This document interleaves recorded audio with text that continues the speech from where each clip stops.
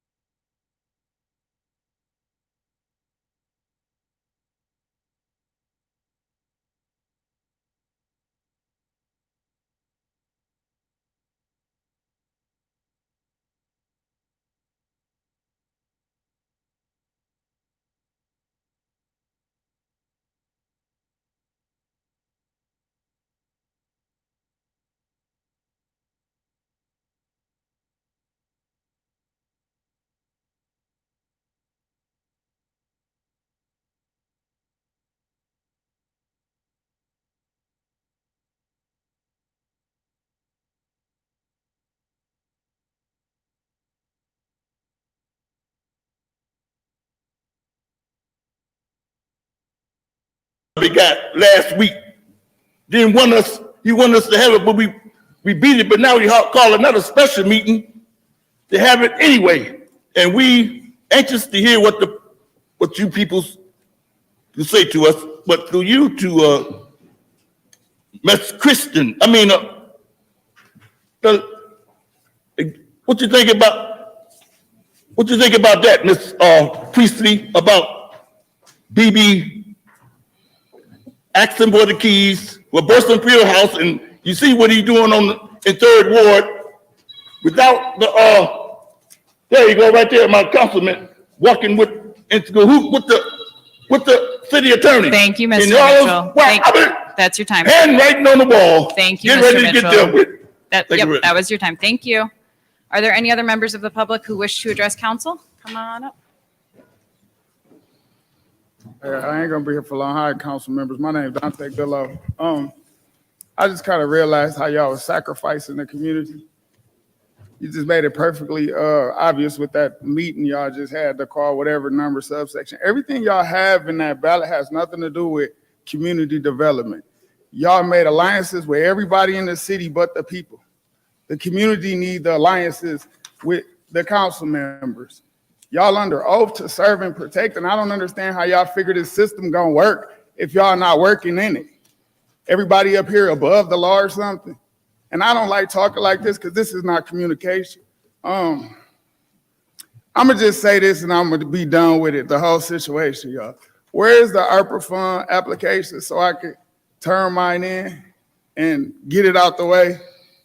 I don't wanna come up here and be patronized. I know when y'all rubbing me on my back and stabbing me.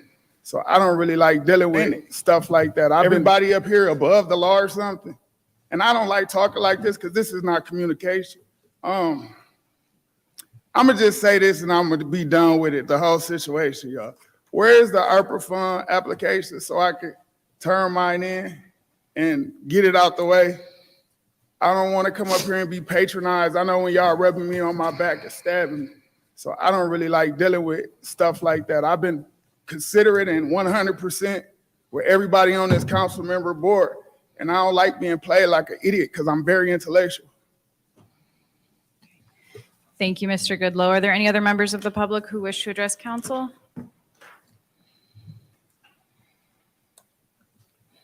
Thank you and good evening. My name is Ms. Bell. I'm the owner of Ring a Bell for ASL. We just finished our election. I hold residence at 509 West Philadelphia Boulevard. I'm in Mr. May's ward. I also am a park adopter for the second ward in Dr. Lewis ward. So I'm a community advocate, but also I am a deaf advocate. We have been trying to get sign language interpreting services for the city of Flint for several years. I just realized that the mayor just announced that they have Latino interpreters. We have Braille interpreters. We have Spanish interpreters. I mean, we have everybody. And we have the Michigan School for the Deaf right down the road, and we cannot get inclusiveness in this city. So I'm proposing to bring my Ring a Bell for ASL to the city hall and set up a shop somewhere in the building. So when deaf people come in, we are accessible to them. I have deaf staff members on my classroom agenda. They're willing to help. So we need to get something done for the city of Flint. My mother was a deaf individual. I'm an only child. And I communicated for her when I was 9, 10 years old. And it's getting old for me. I'm in my 60s now. And I'm still begging for an interpreter. And now that I am an interpreter, I can't get a job to come here to be inclusive so that our community can get involved. You people got to wake up, please. You got to wake up. We got to get Flint back to Flint 1. I saw a commercial for that. So I want you to consider having Ring a Bell for ASL be your sign language interpreting services and to teach you guys how to communicate. Thank you. Thank you, Ms. Bell. Are there any other members of the public who wish to address council? All right, seeing none, oh, okay. Hi, my name is Audrey Young Muhammad, and I reside in the Second Ward. I wanted to talk about a few things that I've been seeing on the news here the last couple of days with COVID numbers going back up and the respiratory infectious numbers going back up, and the hospitals are at capacity. I want to know if the city is going to be proactive with acting with our residents this time around with COVID and making sure we're taking the proper precautions because our children are at stake. We know they're in the schools, but this is a city issue. And the My Children Health Center was actually on the national news this morning. They mentioned them this morning. The numbers are up and they're about at capacity, and the numbers are keep fluctuating. So we got to think about being proactive with ourselves with the COVID this time around than what we was before. And we learned from the first time, but we want to make sure that we learn from this time around. And then I'm just, I guess I got flustered a little bit because just watching my grandchildren with being affected by the lead, we don't need them being affected by the respiratory issues that's going on also, because I have them there in my home. But we do. I like Miss Bell. Miss Bell she does an excellent job. We're working with our, I want to say our disadvantaged people who have, who need to have ALS. I mean, who need to have the American Sign Language. I have family members that also are deaf that can benefit from those services, but we have quite a few people in our community that really can benefit from those services. Thank you. Thank you, Ms. Young Mohammed. Is there any other member of the public who wishes to address council? All right, seeing no movement, I will we'll bring public speaking to a close. That brings us down to council response. Is there any member of council who wishes to respond to the public? Madam Chair. Go ahead, Ms. Priestley. Ms. Bell, thank you. I used to work for social services for the hearing impaired. I didn't realize that interpreting services were that lacking. I remember how busy we were when we had to provide interpreters for doctor's appointments, legals, any type of situation like that, the courts. Thank you so much. My signing is bad now. You know, it's been years since I really signed. But I was an advocate for American Sign Language. I think that all deaf children should learn American Sign Language, not just reading lips, because you miss so much if they're reading lips. So we can talk. You can call me. Don't try calling my cell phone right now because it hasn't worked for 2 weeks, but reach out, email me, and I'll get back with you.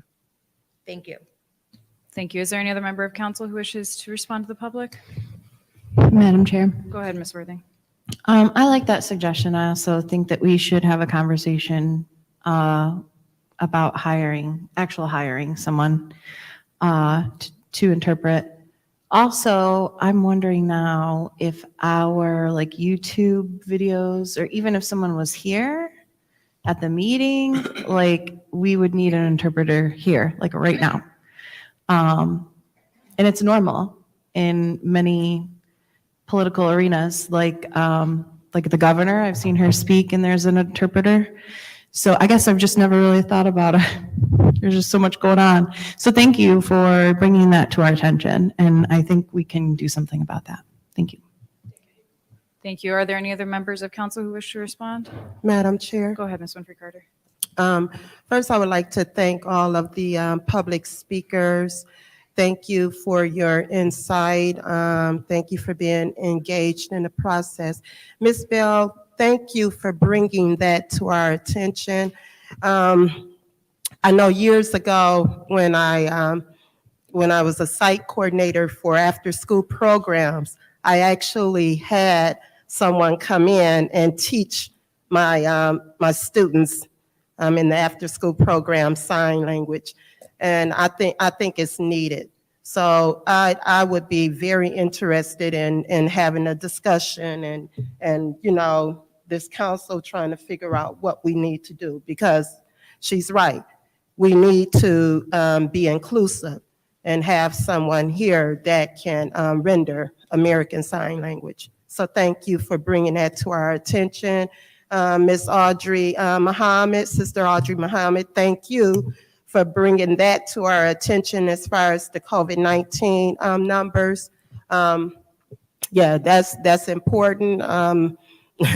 It's time to put those masks back on. I'm sitting here, I got my mask, but I'm kind of, trying to sit off to myself. The numbers are going up, so everyone needs to be careful. Go get your booster shots, your flu shots, and take care of yourselves. Thank you, Madam Chair.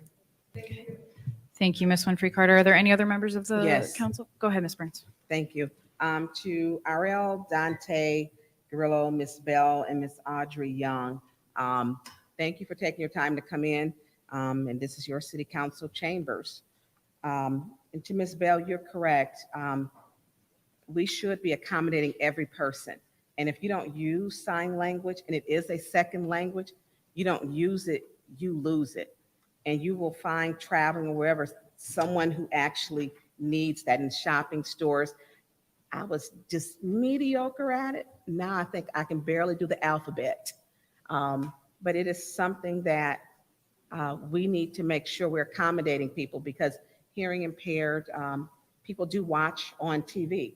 It's on Comcast, and they should not have to read lips. A lot is missed with reading lips. It's truly lost. I would love to take I need courses at this point, because we need to be inclusive, as Councilwoman Jerry Winfrey Carter stated, and to make sure that everyone's receiving the information and receiving the correct information, because so much can be missed. We do need to, and I know our city clerk she spoke there. I hope that was to contact you in regards to possible employment, to talk about it. And I appreciate Ms. Donahue making sure that she jumped right on that was something we were lacking in. Inclusiveness is important, and everyone should be able to hear what's going on in the meetings and understand, have a clear understanding. Thank you, Ms. Bell. Thank you, Madam Chair. Yeah, Madam Chair. Go ahead, Mr. Mason. Yeah, Ms. Bell, West Philadelphia. If they can get a resolution, I would love to vote to hire you and do what you do as we broadcast, not only in Flint, but nationwide. I got a call from somebody in Alabama today, New York, whatever. Audrey Muhammad, I hear you. But what I heard the guy who say he was getting frustrated about is what I'm gonna latch on to. When you're dealing in this arena, you got a majority of council. I don't always agree with the majority. We have funds to set up programs. We have funds to hire you, the gentlemen. We've got funds. You got close to 500 people that put in for them funds. I call them the regular folks.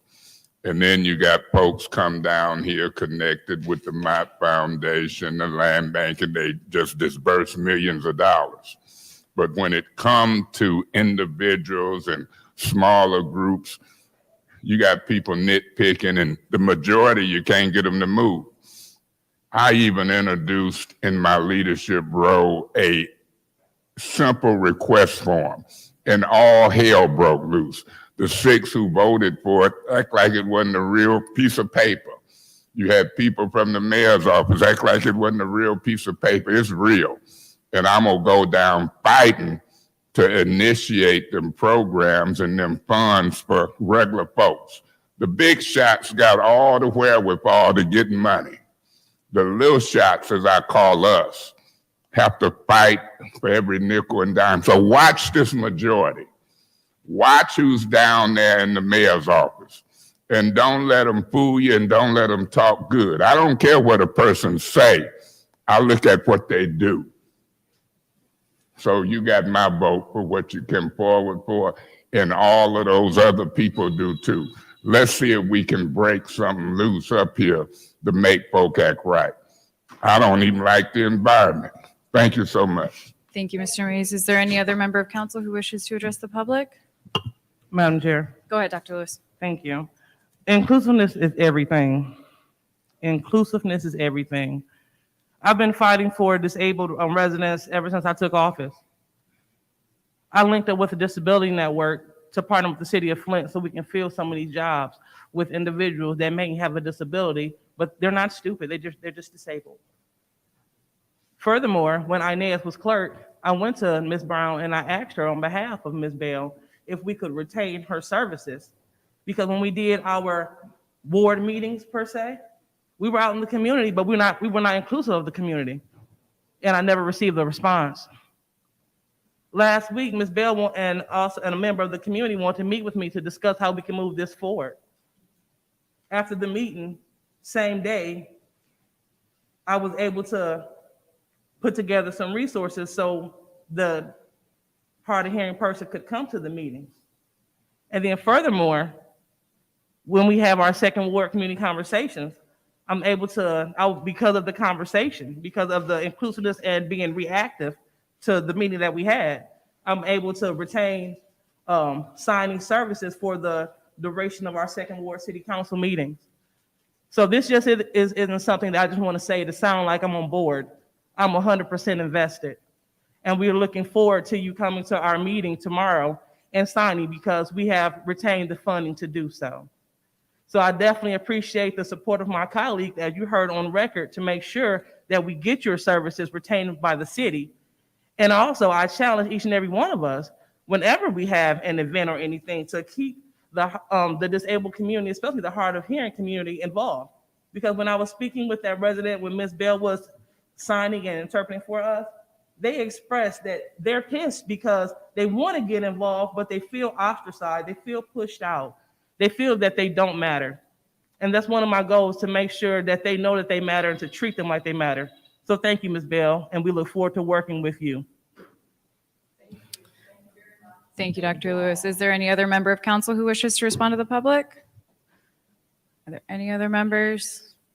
All right, seeing none, I will close out council response by simply saying thank you so much, Ms. Bell, for coming.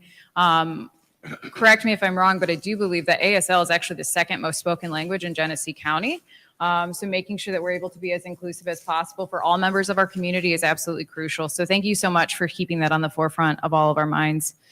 With that being said, council response is now closed and we'll move down to resolutions. Yes, Madam Go ahead. Chair, I would like to move resolution regarding the interview for city clerk to council with the necessary amendments for candidate 4 and 9, and also to include December 5th to council. So we have to, it's two different kinds of amendments or two different kinds of motions in one. So we can either send it to council or we can amend it, whichever one. What do you want to do first? Let's amend the Okay. resolution first. So and then amend- we can send it- So amending it to include Yes, I would like candidate to make 4 this. and 9. Yes, And for scheduling, say that again? scheduling to be held on December 5th All right. for the interview process for the city clerk. Okay. Is there a second on the motion to amend resolution 220479? Madam Chair, Go ahead, Ms. Worthing. support. All right. It has been moved and properly supported. Is there any discussion on this Madam Chair. amendment? Go ahead, Mr. Mays. Yeah, Madam Chair, I don't have a resolution attached to the agenda. I see language in the agenda, but normally we have, okay, I see it, it's on the back page of this agenda. I see it now. But I don't know what y'all discussed in closed session about this. But I'm requesting the minutes from that closed session meeting. And I'm requesting it publicly through you to Attorney Kim. What does it take for me or any resident to get those minutes? The minutes of a closed session are not actually publicly produced publicly, according to the Open Meetings Act. Attorney Kim, I'm gonna find you to be wrong again. I've read the Open Meetings Act, and I've read the time frame that minutes are to be available not only to me but to the public. Let's see who's right and who's wrong again. So it is your view on the record that minutes from closed sessions cannot be obtained. That's what you just said? If you would give me 1 second, sir. Take two.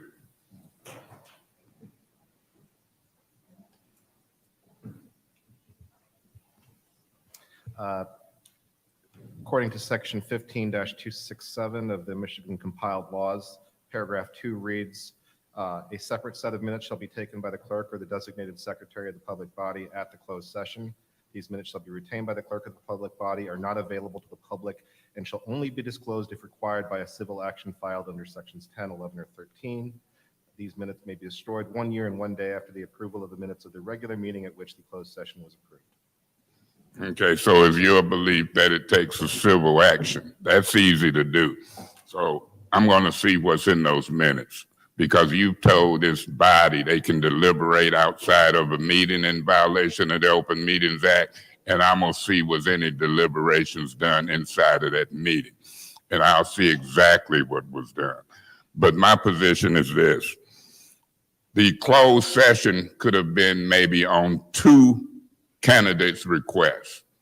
And I don't know what all was said or done in there, but I'm gonna find out one way or the other. The second thing is this.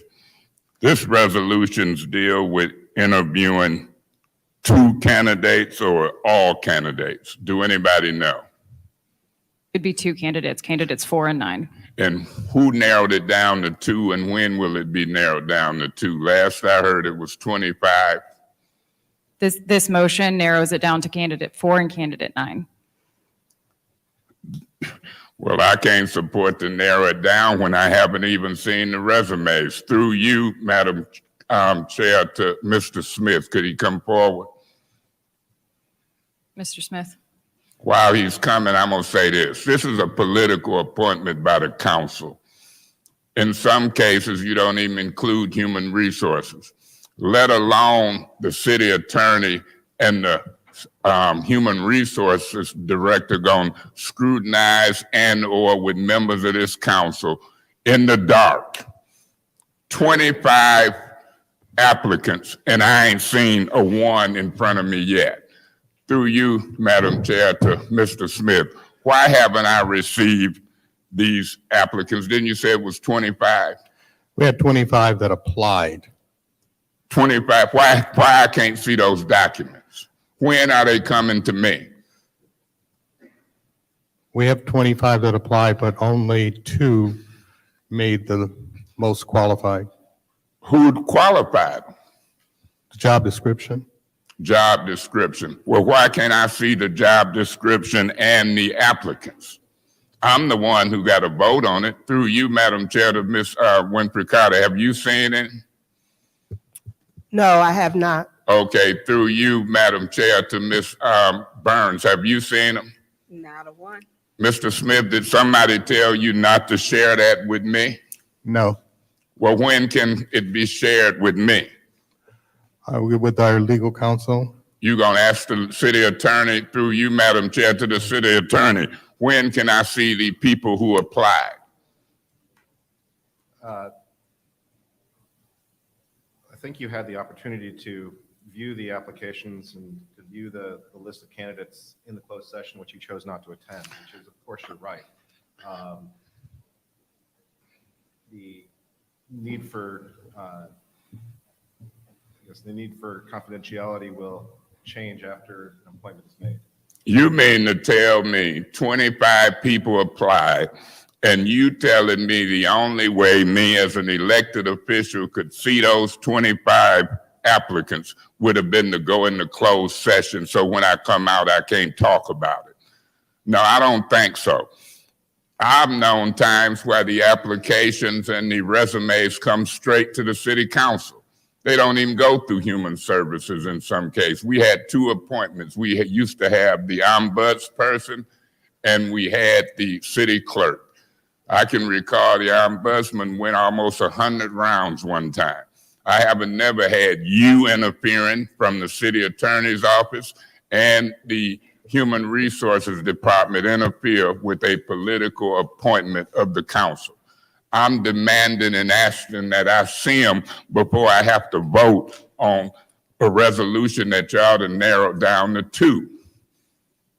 Now, was the council involved in narrowing them down to 2, or you telling me, Mr. Smith, that only 2 of them qualified when who narrowed them down to 2?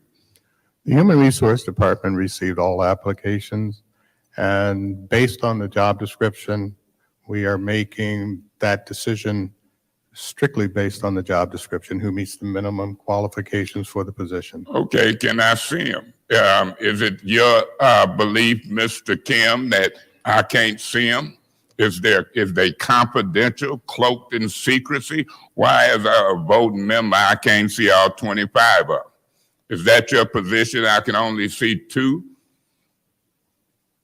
I thought I could see any documents in City Hall. Through you, Madam Chair, to Attorney Kim, don't get quiet now. Is it your belief that I can only see 2? Are you looking at me like I ain't saying nothing, Attorney Kim? Or are you not working for the council, you just working for the mayor? I've seen you at his victory party. Mr. I'm Mays, your asking you time a is up. public question, and Mr. I'm Mays. demanding an answer. Mr. Mays, your time is up. Is there any other My discussion time in wasn't the up first when I round? was sitting looking at him. The bell went off when he was sitting there mute. Now, are you going to direct him to answer? Is that his position that I can only see 2, Madam Chair? The bell hadn't went off when I asked the question. What's your position? He don't have to answer. Okay, Mr. Mays, your time is up. We're Okay, I'll gonna go to on. second round. Okay. Somebody gonna answer me. All right, is there any other discussion in the first round? Yes, Madam Chair. Go ahead, Ms. Winfrey Carter. You know what? I guess I'm stuck. We had 25 applicants, and it's been narrowed down to 2. I guess, what happened to the, why 2? Why not maybe 6? And then go down to narrowing it down to 2. I mean, that's a fair question. But if you only have 2 out of the 25 that met the minimum qualifications, those would be the 2 that would be presented. Point of information. What's your point? Was Davina Donahue one of the 2? Okay, that's an improper point of information. Ms. Winfrey Carter, you have, Point of order. what's your point? A point of information is to the speaker, not to you. Again, And it's Mr. a Mays. Point of order. When you Mr. call a Mays. point of order, if the chair don't cease speaking, she shall be removed. So Mr. I'm Mays. calling a point of order, and I want to finish my point of order before you rule. Is that fair? Mr. Mays, as a reminder, the chair rules on all points of Point of information. order. What's your point? A point of information is a quick inquiry to the speaker. And that was, in fact, a quick inquiry on clarification of the 2. And then you interrupted and said it wasn't a quick inquiry, it was an illegal point of information. Now, I know for a fact that it wasn't. The speaker has the right to answer Mr. or Mays. not answer, not you. Mr. So Mays. you interrupted my point of information to the speaker? Again, Mr. Mays, to rule on your point of order, the chair is to approve or deny all points of I appeal information. the ruling of the chair. Okay, is there a second on the appeal for the ruling on the point of information? Yes, I support that. All right, it's been moved and properly supported. As a reminder, within an appeal, the chair speaks first and last. All members of council have one opportunity to speak. Let me flip to that rule.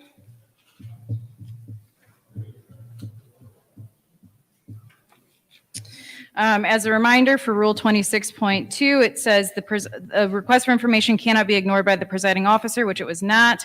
The presiding officer, upon hearing the request, may decide whether the request is legitimate and can proceed, or whether the speaker is misleadingly utilizing this motion to secure the floor for other purposes.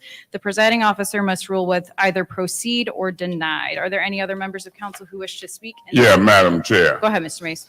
you read the right rule as far as you can deny it or whatever. But the rule that's relevant here is the definition of a point of information. You did not read that. Now, if Ms. Winfrey Carter, I see her moving, she might read what a point of information is. It's a quick inquiry to the speaker. And that was in fact a quick inquiry. If you got two people, and my quick inquiry is one of them Davina Donahue. You act like it wasn't a quick inquiry, and we appealed you because it was. You denied a point of information that was a quick inquiry to the speaker. He has the right to answer yes or no, or I don't want to. It ain't for you to block the quick inquiry. That's why I appeal you. So you're dead wrong. What you read was the opportunity you have to allow it or to deny it. You denied it.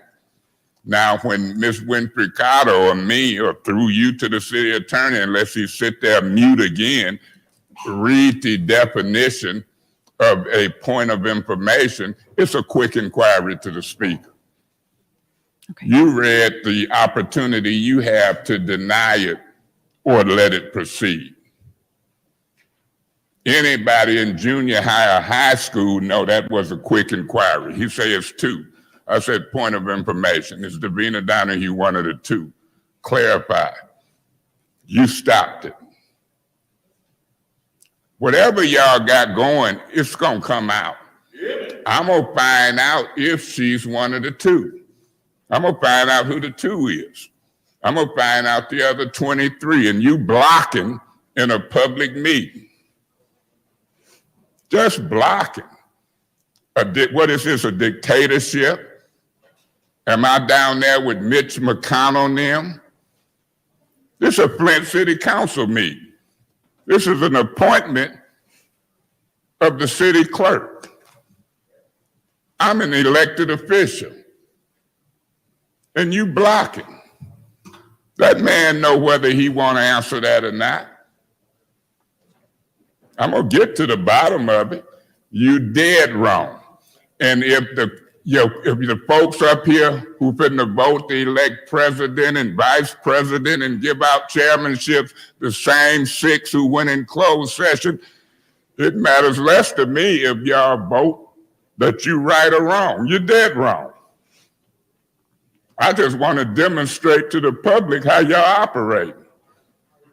Point of information. I'm not going to let it proceed. Quick inquiry. Is Davina Donahue one of the two? I'll be voting no to uphold the ruling of the chair. I don't predict that Ms. Winfrey Carter gonna vote yes. I'm gonna vote no. She seconded my appeal. I do predict that Liddell Lewis, Quincy Murphy, Piper, Priestley, you, and Eva Worthing will vote that wasn't a quick inquiry. Whether it is or not, people in junior high can see it was a quick inquiry, but we're in a political arena. Mr. Kim say it's gonna turn into a civil matter in court. I think it might very well. I'll be voting no. Your ruling is blatant, it's well to be seen, and it's a little ridiculous. Thank you, Mr. Mays. Is there anybody else who wants to speak in the appeal? Yes, Madam Chair. Go ahead, Ms. Winfrey Carter. Thank you. I supported Mr. Mays's appeal because I think it's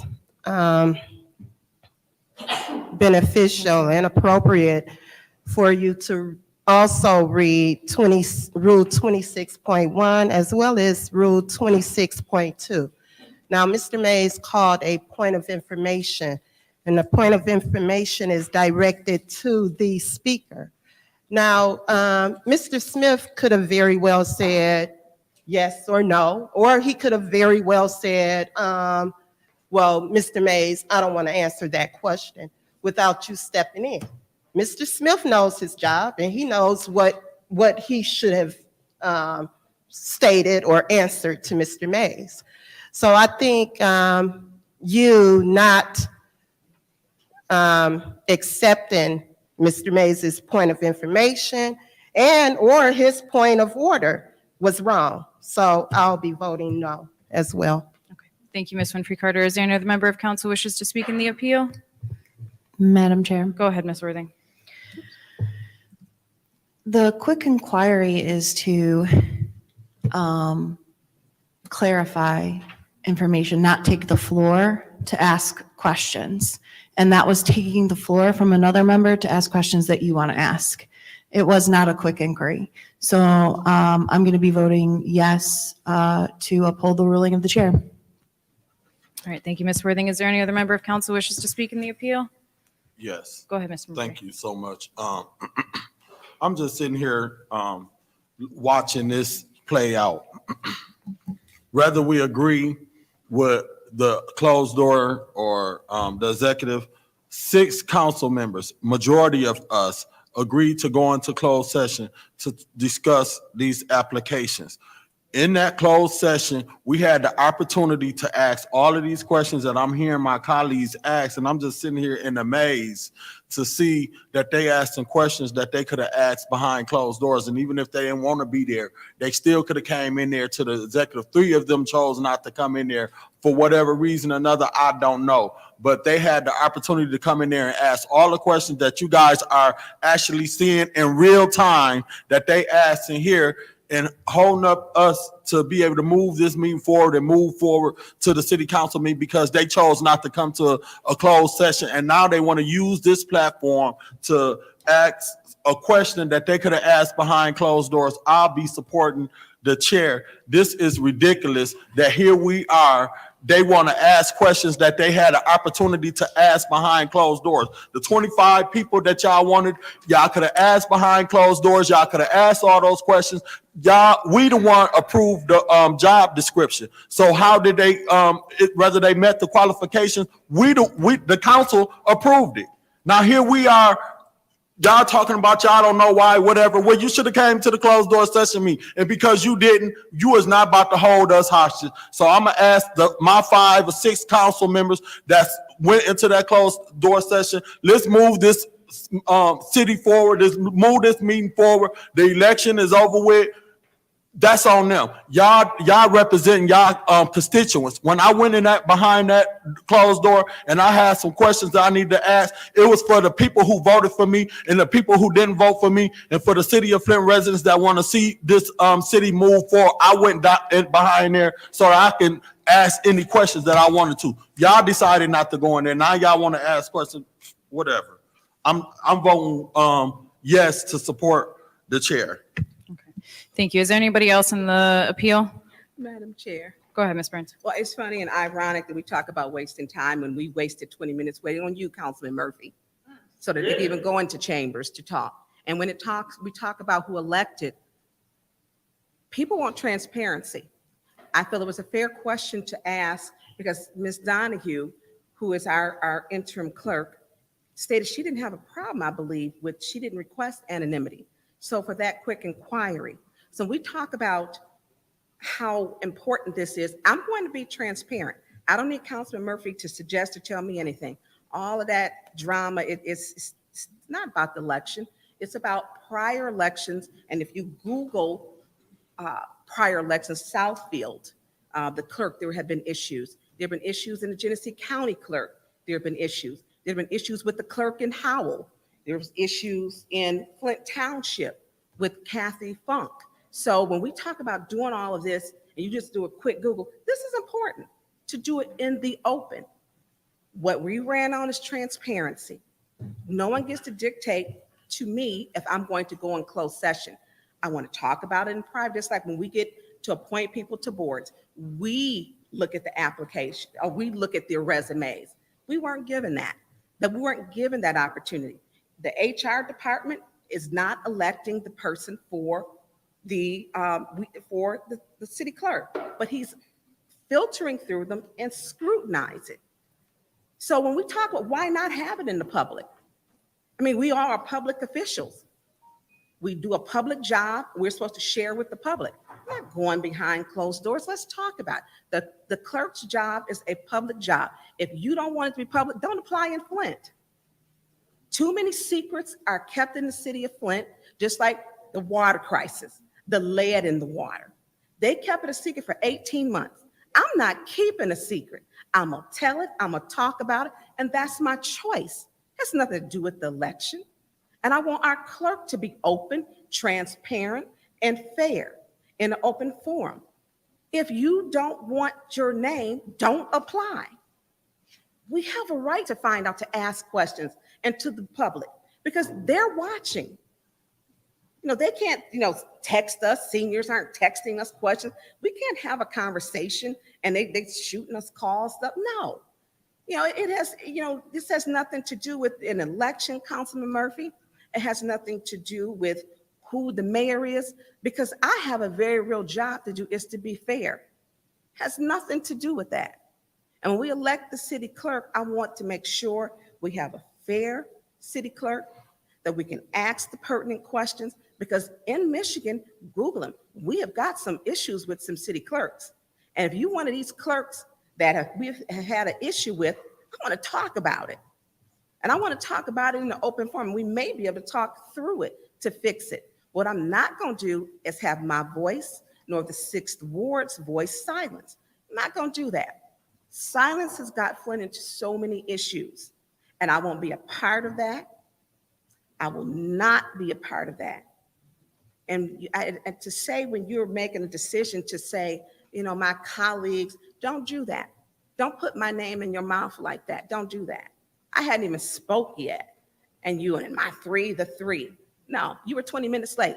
We could have started without you, but they stayed and waited until they had 6 people, and they waited on you to make sure they have 6 people to get that vote. And we didn't complain about that. We waited patiently. And you be the first one to talk about time and time wasted, and then you get on here and do your spiel with your minutes, which you're allowed to. You get the same amount of minutes as we do. But don't tell me what to do with mine. You don't have that privilege to do that. You don't have that. So I'm going to talk about the clerk. I have questions, and I think it's fair to talk about it in the open forum. That's our job. We are public officials. The voters elected us. We worked hard to get elected, and I'm going to do whatever I choose to do, what the voters asked me to do. Now, one person said, Tanya Burns, please go into executive session. Not one. They said, thank you for being transparent. Voters in the 6th Ward appreciate transparency, especially those who are still waiting on their service lines to be changed. Thank you, Madam Chair. Thank you. Is there anyone else in the appeal? Is there anyone else in the appeal? Madam Chair. Go ahead, Dr. Lewis. Thank you. So it is very unfortunate that our colleagues opted out of going into the session, even if it was just to hear what was going on. We're all operating for the good of the city. And so you need to be present.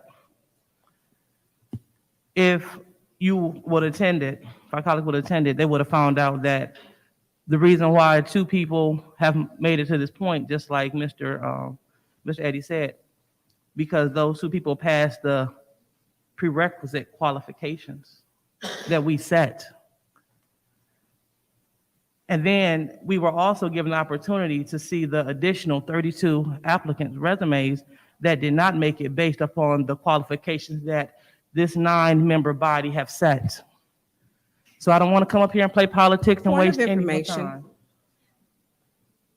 Do you have a problem? What's your point?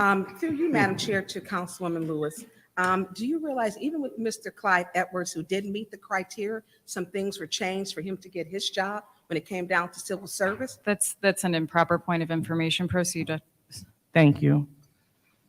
And so being that everything that everyone is saying had the opportunity to get addressed, I definitely feel that we're wasting the city's time.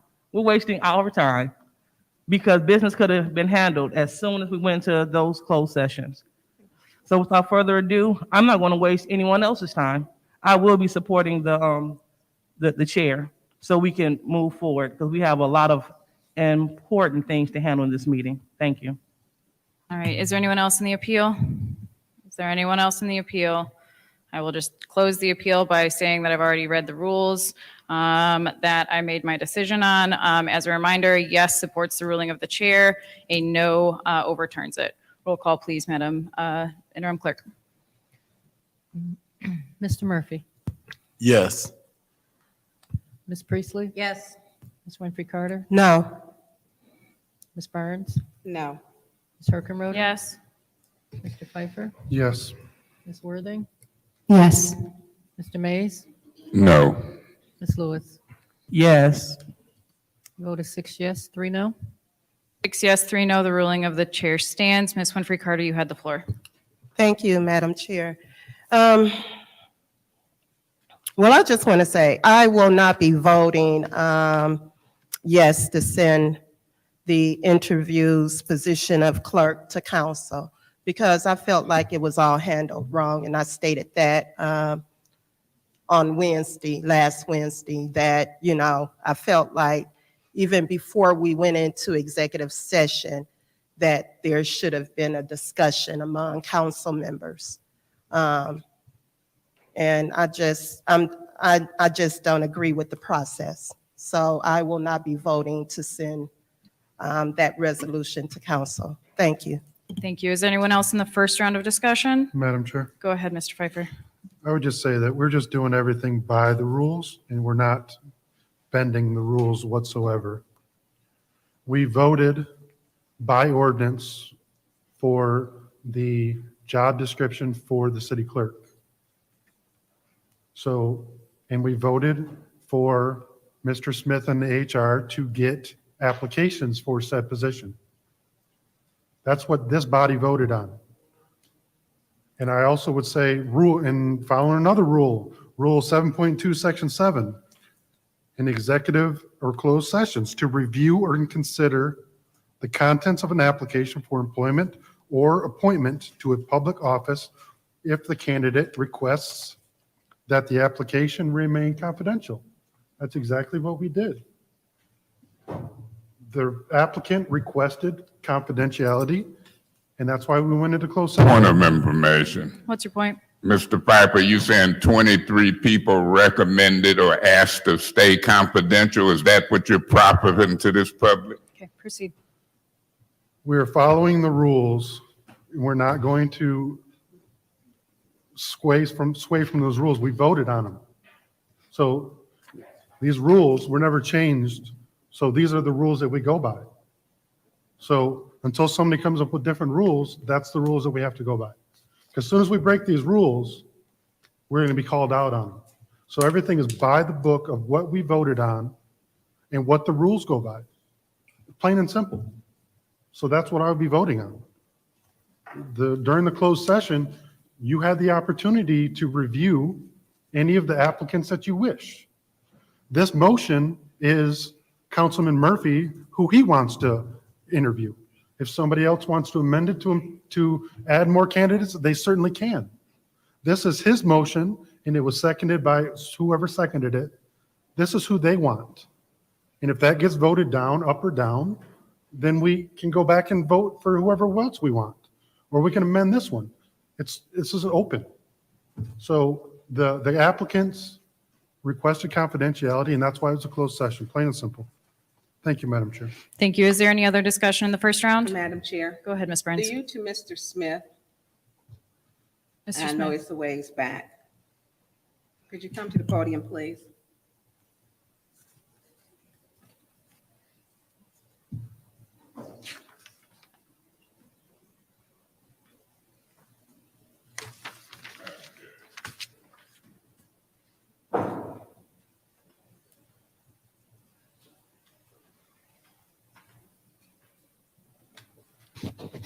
Good evening, Mr. Smith. Good evening. The 25 applicants that applied, two, you stated requested anonymity, correct?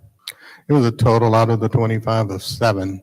And what was That some of actually- some of the criteria that made you decide to, with the other 23 applicants, that you felt that they didn't meet the criteria? Because the normal process would be to not disclose who's out there looking for a job, before they're guaranteed or assured of an interview.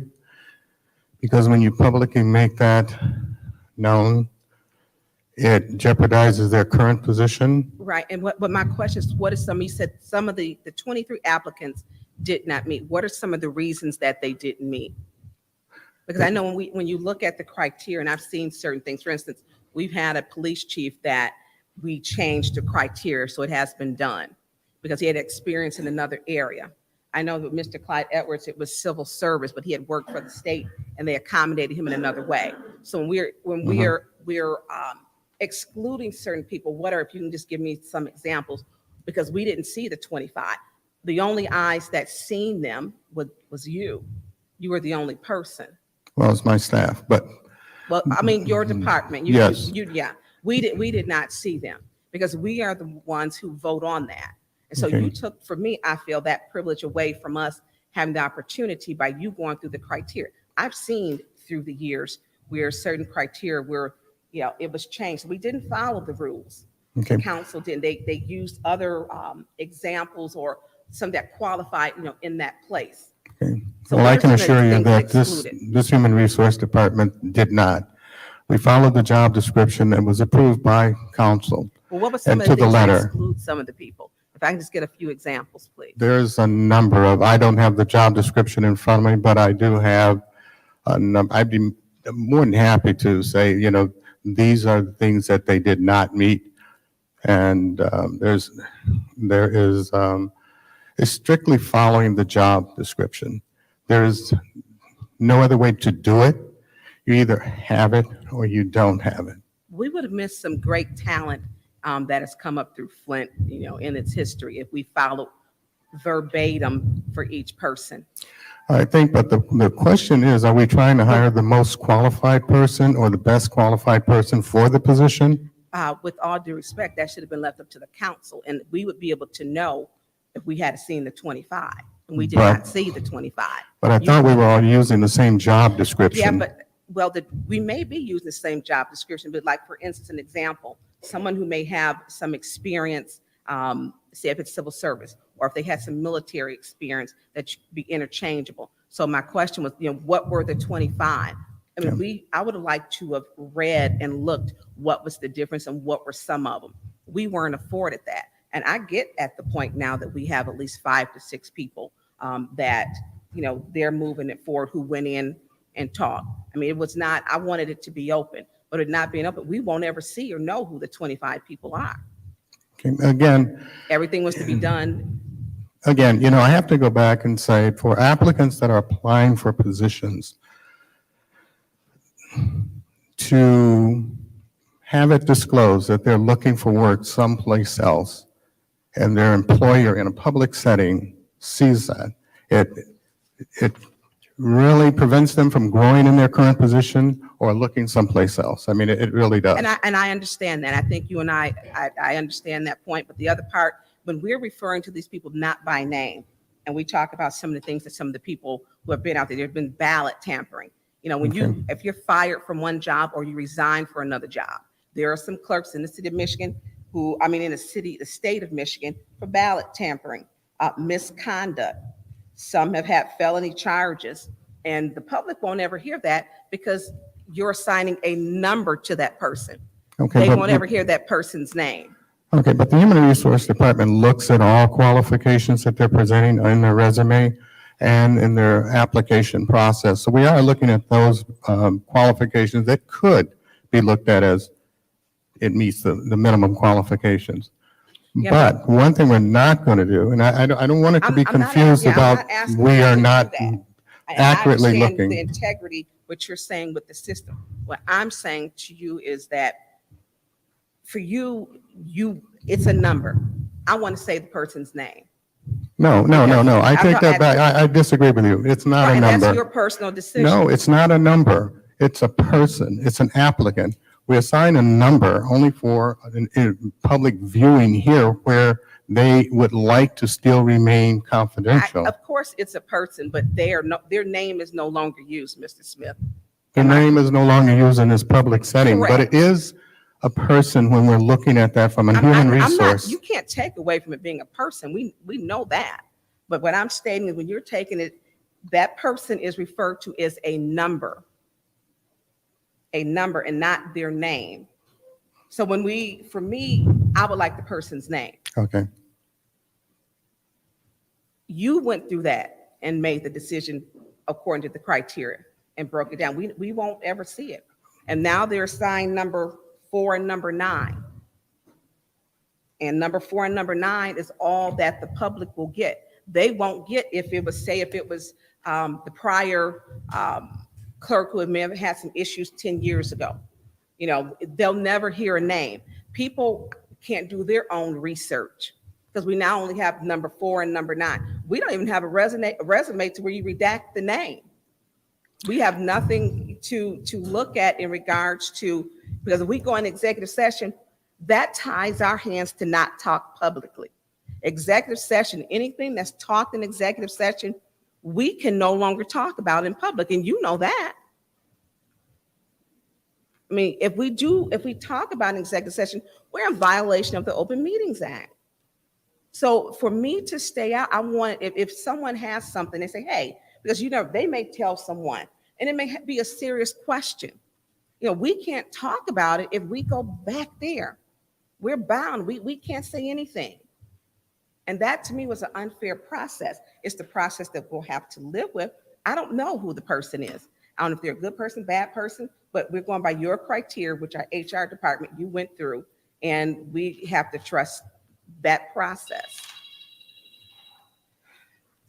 Thank you, Ms. Burns. Is there anyone else in the first round? In the first round? Hearing none. In the second round? Yeah, Madam Chair, Go ahead, Mr. Mays. this is pretty simple. I'm almost at 10 years on this council. In various job descriptions, we went back and amended them. In some cases, for example, they had strict qualifications and we amended them to say, or equivalent experience. Now, I can't speak for the new council people, but we've never been locked into a job description. And I'll tell you why that's relevant. Because I got up and asked the interim clerk, the deputy clerk of the city of Flint, did she put in? Her answer was yes. Ms. Donahue, through you, Madam Chair, to Ms. Donahue, you did tell me you put in, correct? Yes, I You did. told me you put in for the job, you the acting clerk now, and you didn't ask to remain anonymous, correct? That's correct. And so that means she's not one of the two that this council is trying to move forward. What's so ridiculous about that? She's been served and voted on by this council, but don't qualify now. She's the acting clerk. Been handled elections, council business, been deputy clerk for years. But according to what we hearing here, she don't qualify. And Mr. Piper want to say, oh, but we following the rules. I've been here for almost 10 years, Mr. Piper. Y'all knew. When we see something like this, we've amended the job description. How can I be a council person or a person in the position and then get bumped out? I don't qualify. She one of the 23. How ridiculous do that sound? Point of information. What's your point? Are you aware that we amended the job description to say or equivalent? Let me say this, Mr. Piper. Why didn't Ms. Herkenroder rule your point of information out of order? Because you white? Well, Mr. Mays, if you would I like me to answer that, it's Beg your because. pardon, I asked the question. I got I'm the answering floor. your Point of order. Okay, what's your point? Point of order. What's your point? You out of order interrupted me when I got the floor. I ain't got the 5 measly minutes. I can ask if you treat me differently because I'm black and he white. He did a point of information. You said nothing. I did one and you jumped all over me. I can ask that question. His point of information ain't no privileged than my privileged point of information. It's obvious. Now I'm gonna get back on track where I was at. I demand the right to see what Mr. Smith is looking at. I demand to see the 23 and look at their resumes and compare it to the job description, and particularly see why Ms. Donahue, who's the acting clerk now, didn't qualify. Through you, Madam Chair, to Mr. Smith, can you reapproach? And Mr. Piper, I don't care if you're trying to be president, vice president, finance chair. I don't know what y'all done went into cahoots about for later on in the meeting, but I ain't studying what you're talking about. I can assure you of that. Talk about we follow the rules. Well, you just getting your feet wet on the council. Mr. Smith, you telling me the acting clerk didn't qualify in them 23 people? I did not say that. Well, that's what you said. You said only 2 of them, didn't you? The feeling I got from, well, straighten me out on the record, more than 2 qualified. I said that we had 2 applicants that met the minimum qualifications for the position. And who is we? Your department, you saying that your department didn't view the acting clerk as somebody meeting the minimum qualifications? Is that what you're saying? I think we're saying the same thing. You say I did not say that. What is you saying? I did not say that. Davina Donahue didn't ask to be anonymous. So you saying one of the 2, how many did meet the minimum qualifications? 3, 4, 5, do you know? There was 2 that met the minimum qualifications. Okay, and she wasn't one of them. You know, and I think what we're getting into some gray area here. No, we ain't getting into no gray area. Well, I mean, what we're saying is that. Madam, Mr. Smith, may I speak? Yes. You say 2 out of 25. This ain't great. She wasn't one of them, right? Point of order. Point. The questions that he is asking would violate Rule 7.7.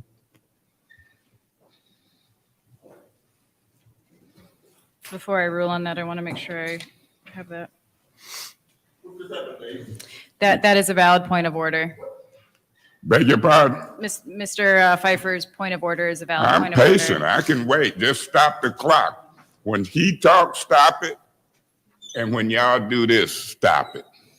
The point of order has already been ruled on. Mr. Mays, you have the floor, please. Beg your pardon? I said the point of order has already been ruled on. You have the Okay, floor. so what is the ruling? What is he saying? What's the As I ruling? previously stated, Mr. Pfeiffer's point of order is well taken. Please In his refrain. point of order, I can't ask him questions. You, according to Rule 7.7, which is what that point of order was raised on, we cannot discuss any matters of the executive session in the I open wasn't in body. executive session. Was he in executive session through you, Madam Chair, to Mr. Smith? Did you go in closed session with them?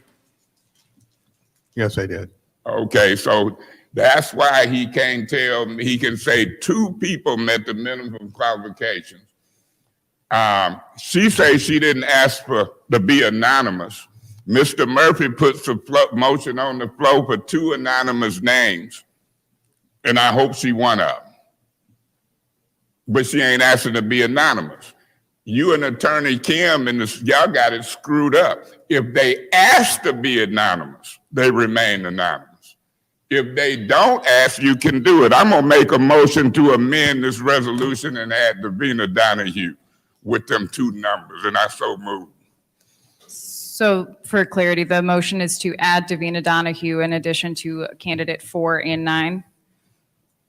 That's correct. I'm amending Okay. it. He amended it to add some numbers. I'm amending it to add the numbers and Davina Donahue, and I so move. All right, is there a second?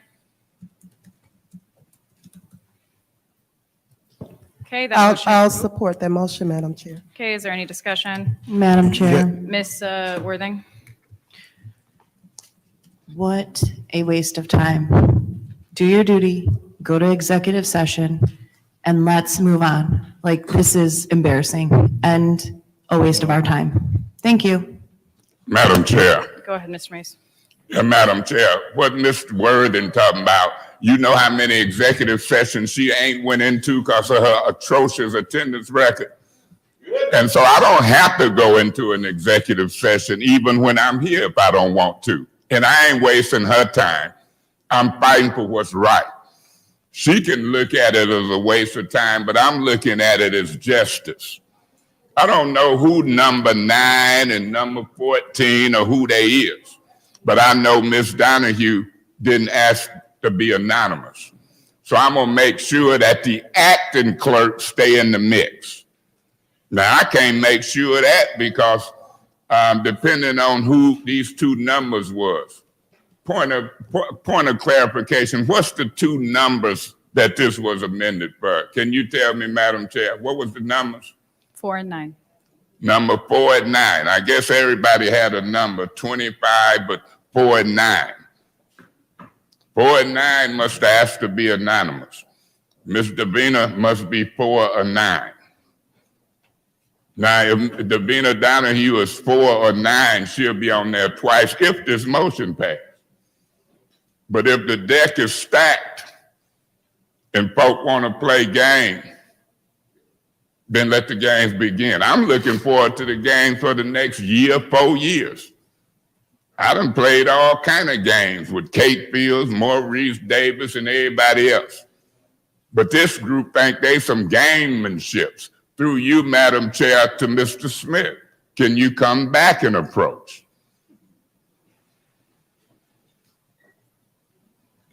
Stop the clock, Janelle. Mr. Smith. Mr. Smith, can you come down, please? Mr. Smith, do you want to approach or they done told you not to move? Mr. Smith? Oh, okay. Oh, you just didn't hear me. I know y'all got a staff meeting going on back there in most cases. You look in any city in the country and the staff don't sit way in the back, they be at a table up here trying to take care of the business of the city. I've never seen nothing like it. So, Mr. Smith. Yes, sir.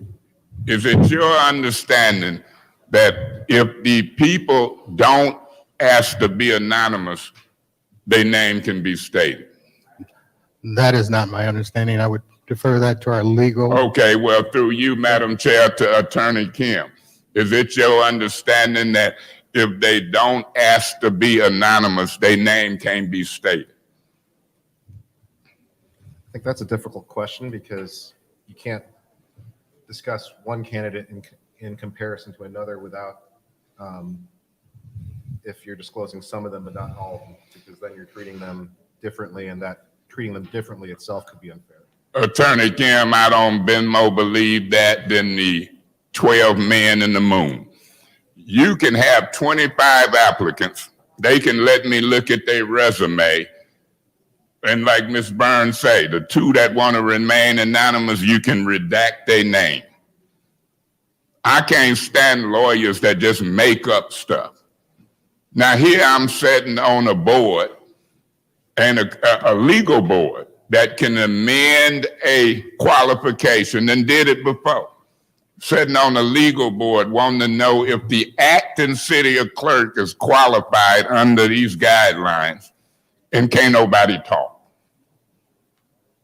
Unbelievable. Unbelievable.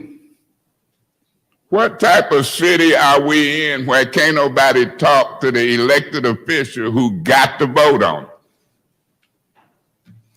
I know one thing, whatever them 2 numbers was, if y'all cloak the silence, is Davina Donahue one of them 2 numbers?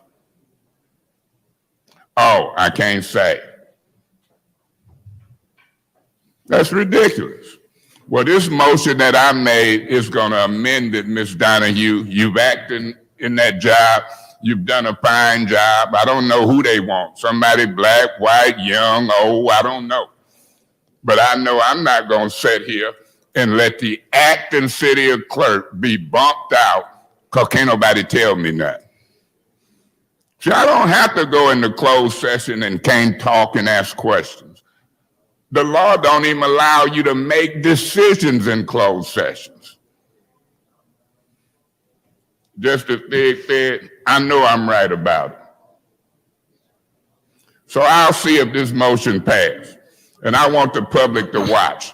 if this sensational 6 or Fab 5 vote this motion down, and Davina Donahue, the acting clerk, ain't in the final run with the 1, 2, or 3, and you done heard the personnel director say one but 2 qualified.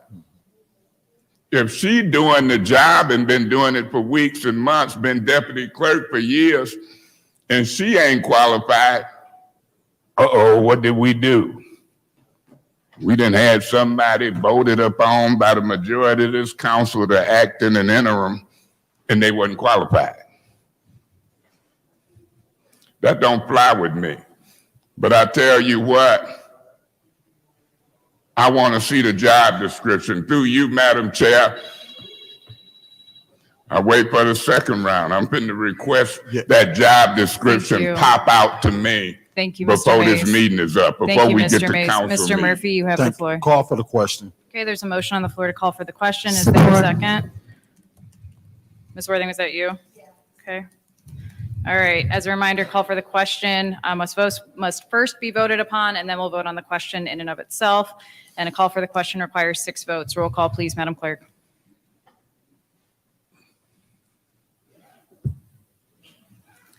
Ms. Priestley, Yes. Ms. Winfrey Carter, No. Ms. Burns, No. Ms. Harkenroder. Yes. Mr. Pfeiffer, Yes. Ms. Worthing, Yes. Mr. Mays, No. Ms. Lewis, Yes. Mr. Murphy. Yes. Vote is 6 yes, 3 no. Okay, 6 yes, 3 no. That brings us to the vote on the motion to amend Resolution 220479 to include Davina Donahue and candidates 4 and 9. Roll call, please, Madam Clerk. Ms. Winfrey Carter, Yes. Ms. Burns, Yes. Ms. Harkenroder. No. Mr. Pfeiffer, No. Ms. Worthing, No. Mr. Mays, Yes. Ms. Lewis, No. Mr. Murphy. No. Ms. Priestley. No. Vote is 3 yes, 6 no. Okay, 3 yes, 6 no. That amendment fails. We are back to the second round of discussion on the initial motion. Yes. Mr. Mays, Point of order. Mr. Mays still had the floor, Thank you. and then we'll Look, go to you, Mr. Murphy. Let me say this. Whatever them 2 numbers was, Davina Donahue, I hope she one of them. That's all I hope. Them 2 numbers, we gonna see if Davina Donahue is one of them. Now, I don't know how long they gonna keep it a secret whether or not Davina Donahue is one of them. Through you, Madam Chair, to the city attorney and to the human resource director, either one of them. In between council, special affairs and council meeting, can I have that job description brought to me, or do I need to get it from my staff? Mr. Smith, can you approach?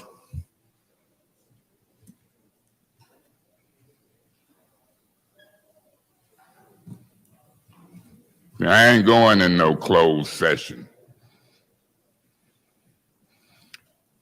Stop the clock, Jadelle. Maybe they don't hear us, or maybe he got it back there. And then I'm gonna run some copies off for you, Ms. Winfrey Carter, Ms. Burns. Because they didn't look at it, I guess, in closed session. And I'm gonna see if Davina Donahue qualifies if she's the acting city clerk. And I'm curious as hell to see if she one of them 2 numbers. If she one of them 2 numbers that didn't need amended. And then I'm gonna see who the other qualified person is. You got it. Janelle, Davina, can neither one of y'all run me a copy of that or give me that? So I can scrutinize it. Now, I think it'll be pretty simple if Davina didn't ask for anonymity to be anonymous. Is she one? That's simple. Point of information. Is it possible that we can all get a copy of that, please? That point of information to me, I want everybody to get a copy. I don't even know what they know, but yeah, if you need a copy, maybe they already got a copy. A point of information is to the speaker. And so the speaker saying, yeah, I want you to have a copy. I can't speak for nobody else. I want you, Ms. Winfrey Carter, and everybody to have a copy. But I'm still waiting to see all of the resumes. I've never seen nothing like this before. And then Attorney Kim telling them that you got 23 people who didn't ask to be anonymous, but we can't say their name. That's stupid. That don't even make sense.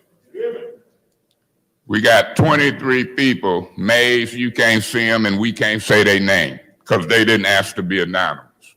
You got 2 that want to be anonymous. Davina says she didn't want to be anonymous, but we can't discuss it. You got a misguided legal department, and that's a major problem in the city of Flint. I'm going to tell you what section to look in of the Open Meetings Act. Section 11(3). And then I'm going to take you back to a tape and run it and show you where Attorney Kim told this council they can violate Section 11(3). They can deliberate outside of an open meeting. Mr. Thigpen, I hate to keep picking on you, but I can assure you 100%. The Open Meetings Act say you cannot deliberate outside of a meeting. He'll be getting on the stand pretty quickly because we got a trial. They had me arrested out of my seat for returning to a meeting. See how these people getting up and coming back? I got arrested because you can't come back. And Pfeiffer talking about the rules we must follow. Okay, Mr. Mays, your time is up. Mr. Murphy, you had requested the floor. Yes. I just wanna, Hang on, Mr. Murphy. Can we make sure that the audience tries to keep their voice down? Because Point of information, do you really believe that ain't the audience? That's the mayor's staff in the back. Okay, Can you ask the staff?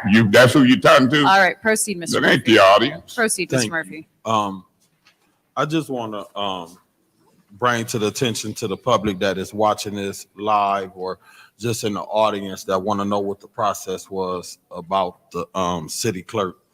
The city clerk position, they had a job description. We looked at it. The city council made the amendments of the job descriptions and did what we felt was necessary for the job descriptions. We posted the job descriptions. We had HR handle the application process of the job descriptions. The HR department looked at the applications and weeded out those that didn't meet the minimum qualifications, because even though we had 25 applications, all of them did not meet the job description qualifications. So once we looked at that, we Point of order, Madam Chair. What's your May I be point? excused? Yes. Proceed, Mr. Murphy.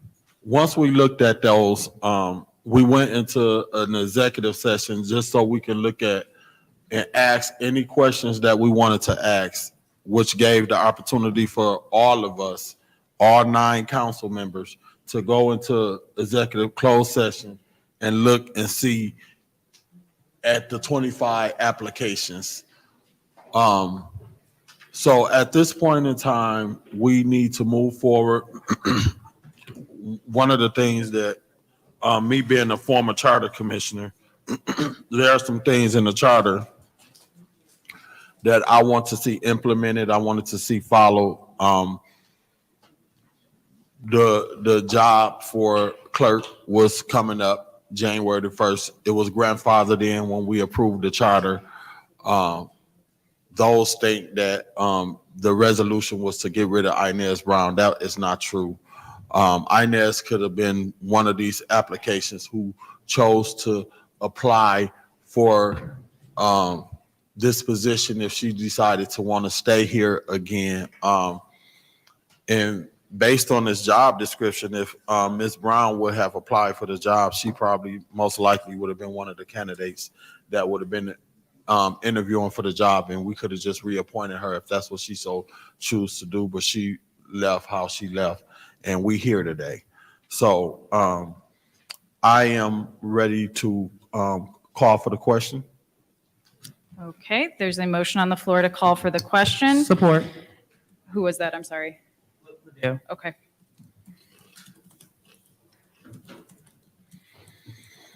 All right, it has been moved and properly supported to call for the question. On, first, again, as a reminder, 6 votes to support calling the question. We got to vote on the question and calling the question, and then we'll vote on the question itself, which I will restate when we get there. Roll call, please, Madam Clerk, on the call for the question. Ms. Burns? Yes. Ms. Hergenroder? Yes. Mr. Pfeiffer? Yes. Ms. Worthing? Yes. Mr. Mays? I abstain because it's a ridiculous process with time limits for an important position, and I've never seen this in 30 years. For those reasons, I abstain. Ms. Lewis? Yes. Mr. Murphy? Yes. Ms. Priestley? Yes. Ms. Winfrey Carter? No. The vote is 7 yes, 1 no, 1 abstention. 7 yes, 1 no, 1 abstention. Call for the question passes. We will now vote on the motion to amend Resolution 220479 to include candidate numbers 4 and 9 and to schedule interviews for December 5th. Roll call, please, Madam Clerk.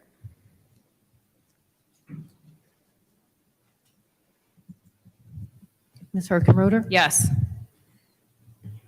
Mr. Pfeiffer? Yes. Ms. Worthing? Yes. Mr. Mays?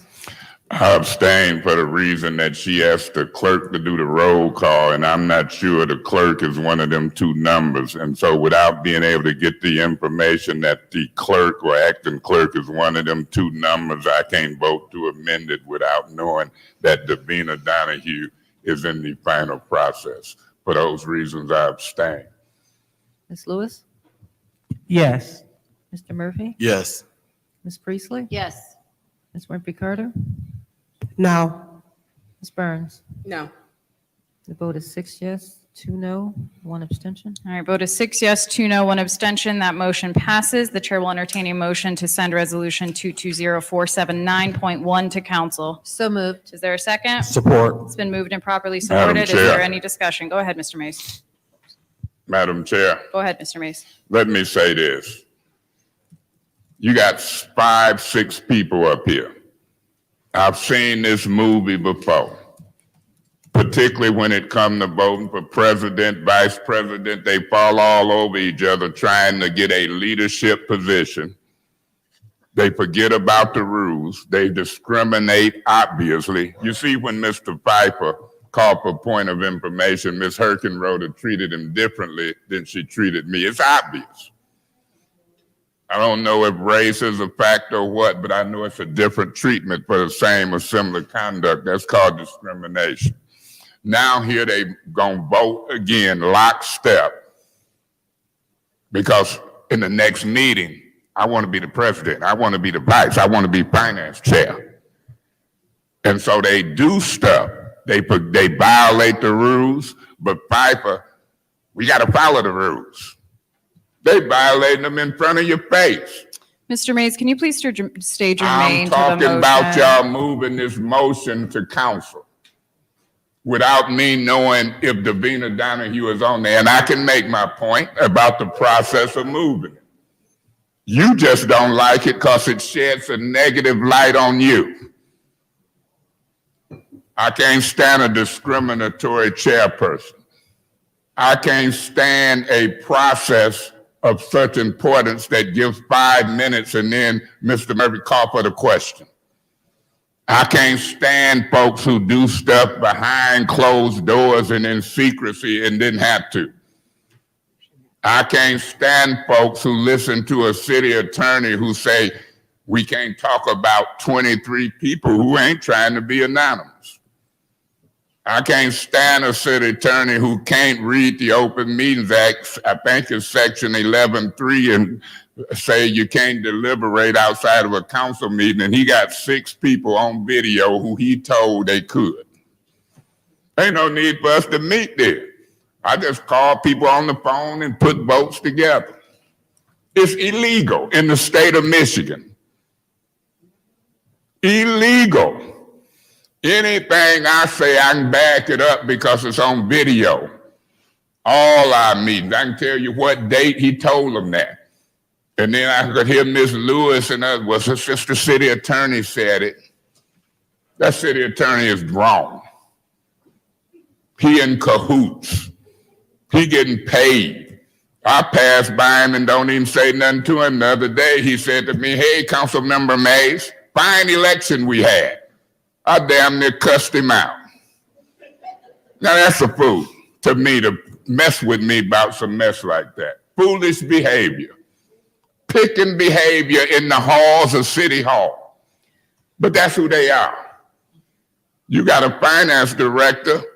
He refused to come to finance committee meetings. Mr. Mays, again, please state your name. to Again, resolution we trying to move a 220479. process through a bogus group of folks, including you. That's germane.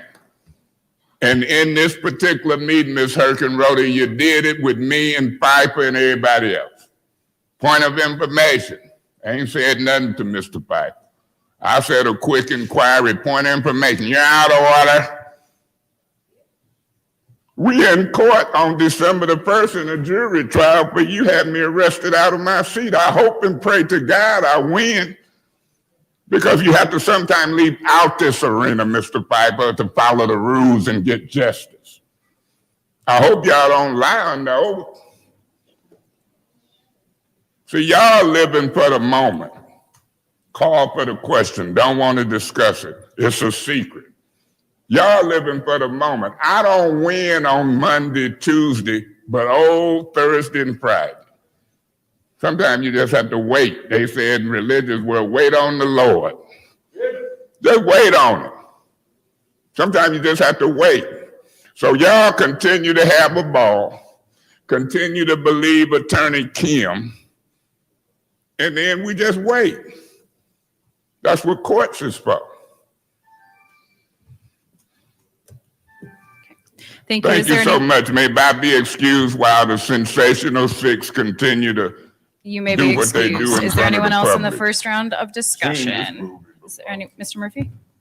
Call for the question. Okay, there's a motion on the floor to call for the question. Is there a second? Support. Is that you, Ms. Worthing? Okay, a roll call, please, Madam Clerk.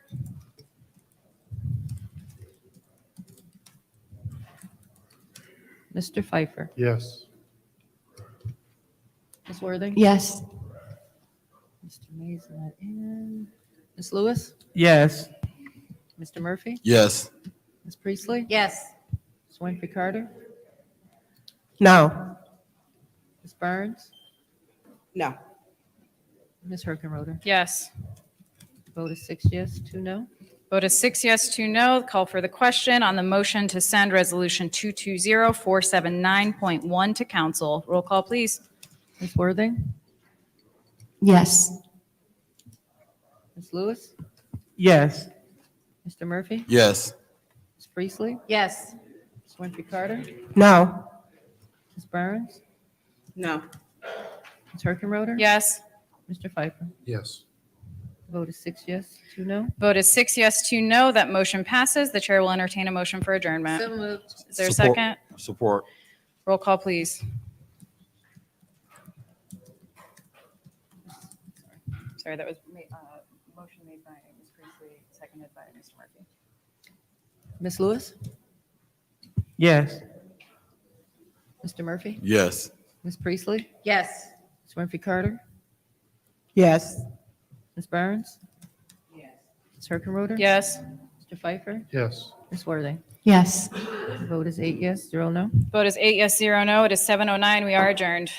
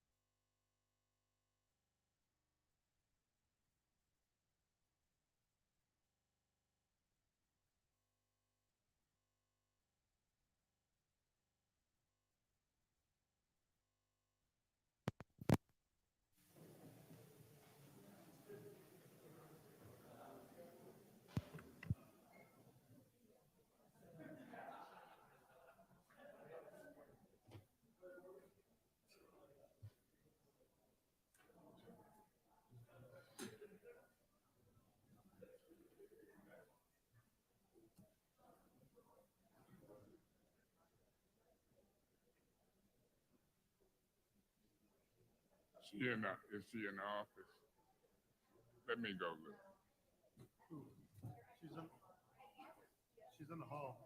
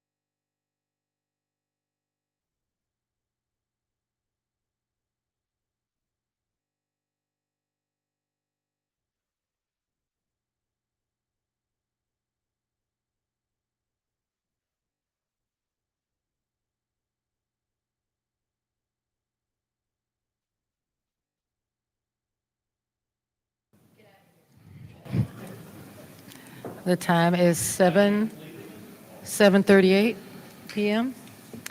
And in accordance to Section 3-201B of the Flint City Charter, I will call this meeting to order for the purpose of electing a city council president. Point of order. Could you do a roll call? I will do a roll call. Mr. Mays, Present. Ms. Lewis, Present. Mr. Murphy, Present. Ms. Priestley, Present. Ms. Jerry, Ms. Winfrey Carter, Present. Ms. Burns, Present. Mr. Pfeiffer, Present. Ms. Worthing. Present. Point of order. Did you skip somebody? Did I? Ms. Herkenroder. Present. I'm sorry, because you weren't in your seat. Threw me off. Sorry, there are 9 members present. Organization of the City Council. The City Council shall elect from its members a presiding officer who shall be known as the President of the Council.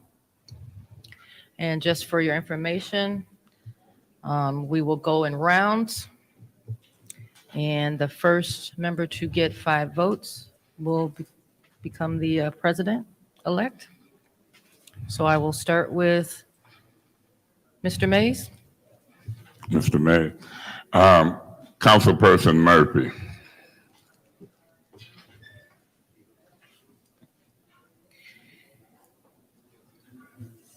Point of order. I can't hear what, I'm sorry, can I ask the people that are in the hallway to please keep their voices down because we can hear you clearly in the chamber. So if you could, please keep your voices down in the hallway. Thank you. Ms. Lewis? Councilwoman Herkenroder. Mr. Murphy? Ms. Priestley? Councilwoman Herkenroder. Ms. Winfrey Carter? Councilwoman Winfrey Carter. Ms. Burns? Councilwoman Winfrey Carter. Ms. Herkenroder? Councilwoman Herkenroder. Mr. Pfeiffer? Herkenroder. Ms. Worthing? Herkenroder. Okay, that is, Ms. Herkenroder has 6 votes. Ms. Winfrey Carter has 2 votes. And Mr. Murphy has 1 vote. That means the president of the council is Ms. 7th Ward Councilwoman Ally Herkenroder.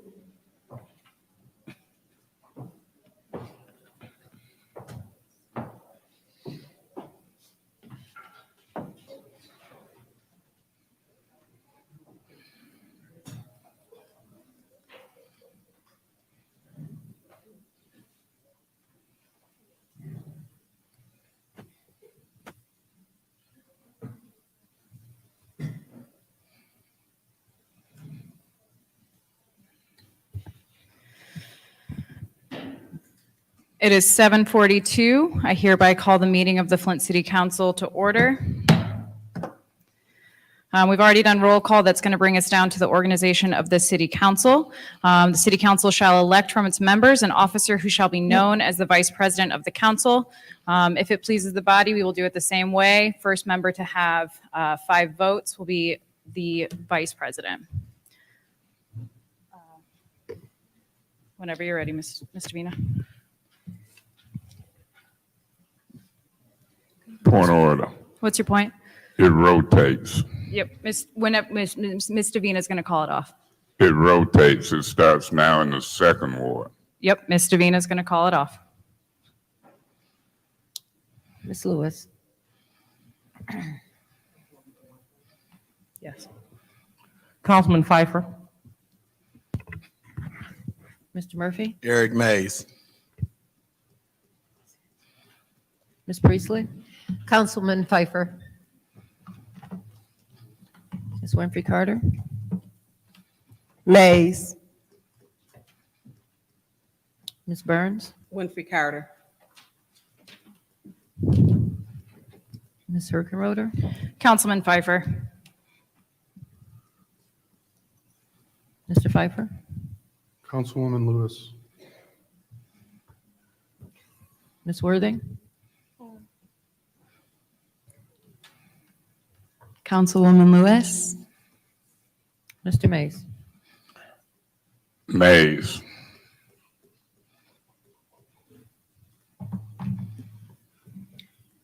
Okay, Mr. Mays has 3 votes. Mr. Pfeiffer has 3 votes. Ms. Lewis has 2 votes. And Ms. Winfrey Carter has 1 vote. Okay, it looks like we did not come to a consensus on 5 votes for the vice president. I do believe that we will go again, starting with Councilman Murphy. Whenever you're ready, Ms. Davina. Lewis. Well, hang on, we got to wait for Miss Donahue to be able to record.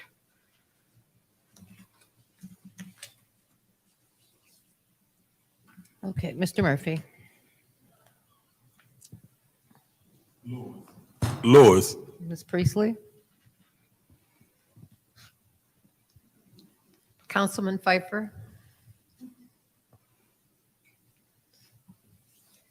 Ms. Winfrey Carter. Burns. Ms. Burns. Winfrey Carter.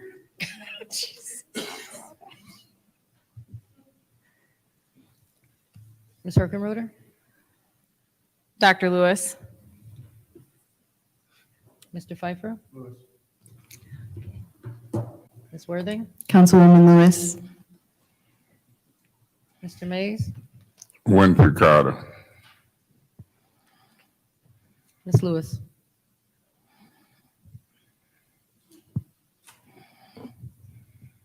Councilperson Lewis. Okay. Ms. Lewis has 5 votes. Ms. Winfrey Carter has 2. Mr. Pfeiffer has 1. And Ms. Burns has 1. That means second ward, Councilwoman Lewis is your vice president. Congratulations, Dr. Lewis. That brings us down to the organization of the city council regarding other officers and committees. In the interest of making sure that everybody has the opportunity equally to be able to say which committee they do or do not want, I am requesting that any council member who wishes to be chair or vice chair of a committee to please send me an email, and we'll be able to make sure that we install those officers, making sure that it's everybody who wants to be where they want to be. So we can play into everybody's strengths. So that will be my request. Point of If you order. can, what's your point? I would like to have an opportunity to make a motion on this. Okay, what's your motion? I move for Ms. Burns to remain as finance chair, and I so move. Okay, so according to the council rules, the president is the one who makes the decision on the committee chairs. So that motion is out of order. Madam Chair, let me say this. I've been here for close to 10 years. You can read the council rules out now aloud, and it says that the president can make it unless otherwise directed by the council. That's what it says. Now, do you need it read? Okay, thank you very much, Mr. Mays. Again, as I was saying, if you want to be interested in a committee position, please let me know by Point Friday. of order. What's your point? The proper thing to say is there is a second to the motion.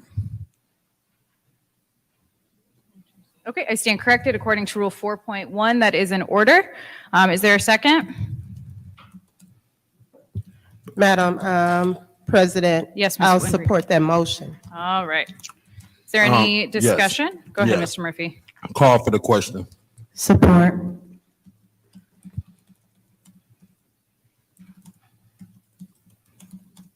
Okay. We are on the call for the question. As a reminder, we need 6 votes. Point of order, Madam Chair. What's your point? If you're gonna be the president, if you give Murphy the floor and he say call for the question, then people just can't holler out seconds. Thank you very much, Mr. Point Mays. of I will order, allow. let me finish my point. You just getting started. The proper way to do it is for you to repeat the motion, then ask is there a second, and then recognize the person for a second. That's good for our record keeping. Okay. Thank you People very just can't much. holler out. Thank you. We're now on the vote for the call for the question. Roll call, please. Ms. Priestley. Yes. Ms. Winfrey Carter. No. Ms. Burns. No. Ms. Herkenroder. Yes. Mr. Pfeiffer. Yes. Ms. Worthing. Yes. Mr. Mays. No. Ms. Lewis. Yes. Mr. Murphy. Yes. Vote is 6 yes, 3 no. 6 yes, 3 no. Call for the question passes. That brings us down to the vote on the motion to continue to have Ms. Burns as the finance chair. Roll call, please, Madam Clerk. Ms. Winfrey Carter. Yes. Ms. Burns. No. Ms. Herkenroder. I'm going to abstain because of the reasons given. I want to make sure that everybody has an equal opportunity to be able to have their voices heard regarding if they would like it to be a chair of Point a of committee order. or not. What's your point? When we in roll call, Yes, and I'm stating the reason for my point abstention. of order. What's your point? Once we get in the roll call, it ain't no talking even from you. What are you doing? Well, Mr. Mays, as has previously been done by you several times. Point of order. Mr. Mays, I'm trying to rule on your point of order. What's your point? I'm gonna appeal the ruling of the chair. I You haven't gonna made a get this ruling yet, right. We Mr. was in Mays. roll call. Mr. Mays, I have not had a ruling, first of all. Point of order. What is your point? We was in roll call. I don't know what you was up there gibbering about. I couldn't understand it. But once roll call started, all the talking stopped. Mr. Mays, let me rule on that point of order. Again, per our charter, and as has done previously by several members of this council, including yourself, when we state that we are abstaining from a rule, we have to be able to state why we are abstaining from that rule. All I am doing is stating my reason for abstention. Point of order. What is your point? You was talking. We was in roll call. I'm appealing the ruling of the chair. I'm hearing what you're saying, but you shouldn't have even been talking. Did nobody Thank you very abstain? much, Ms. Mr. Burns Mays. voted no. I appeal the ruling of the chair to Thank interrupt. you. Is there a it. second? Is there a second? Is there a second? That appeal dies for a lack of a second. I've already Yeah, I'm stated gonna let her my, interrupt roll call. Let me be Mr. Mays, excused. you may I'm be gonna interrupt it excused. and be excused Thank you from very my much, seat. This Mr. Mays. is You not may be a bad excused. Ms. stop. Donahue, please continue with the roll call. Mr. Pfeiffer.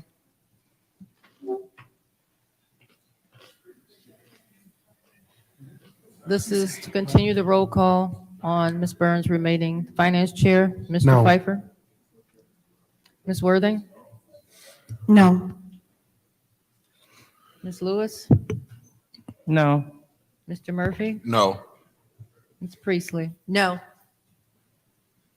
Vote is 1 yes, 6 no, 1 abstention. All right, vote is 1 yes, 6 no, 1 abstention. That motion fails. As stated before, if anybody's interested in any of them, please just let me know by Friday. So that brings us down to roll call. I know that we've done it already at the request of another colleague. Let's just go ahead and do it again. Ms. Donahue, roll call, please. Mr. Mays is not in. Ms. Lewis. This is roll call. Like for the meeting, In the meeting. formal, it's on the agenda. Yeah, we usually don't do it until after all. Yeah. So we're just at roll call for clarity. Again, I apologize. Present. Mr. Murphy. Present. Ms. Priestley. Present. Ms. Winfrey Carter. Present. Ms. Burns. Present. Ms. Herkenroder. Present. Mr. Pfeiffer. Present. Ms. Worthing. Present. You have 8 members present. All right, there are 8 members present. That brings us down to the reading of the disorderly person city code subsection. Any person that persists in disrupting this meeting will be in violation of Flint City Code Section 31-10, disorderly conduct, assault and battery, and disorderly persons, and will be subject to arrest for a misdemeanor. Any person who prevents the peaceful and orderly conduct of any meeting will be given one warning. If they persist in disrupting the meeting, that individual will be subject to arrest, and violators shall be removed from the meetings. That brings us down to the Pledge of Allegiance. Mr. Pfeiffer, do you care to lead us in the pledge?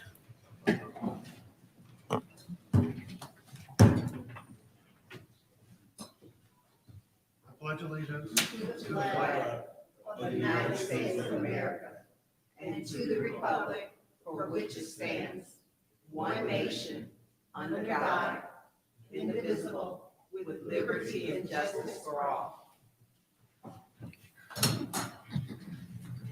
Thank you.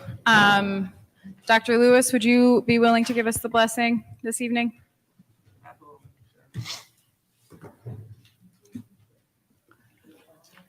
Heavenly Father, we thank you for allowing us to see one more day and to be here once again to conduct the business of the city.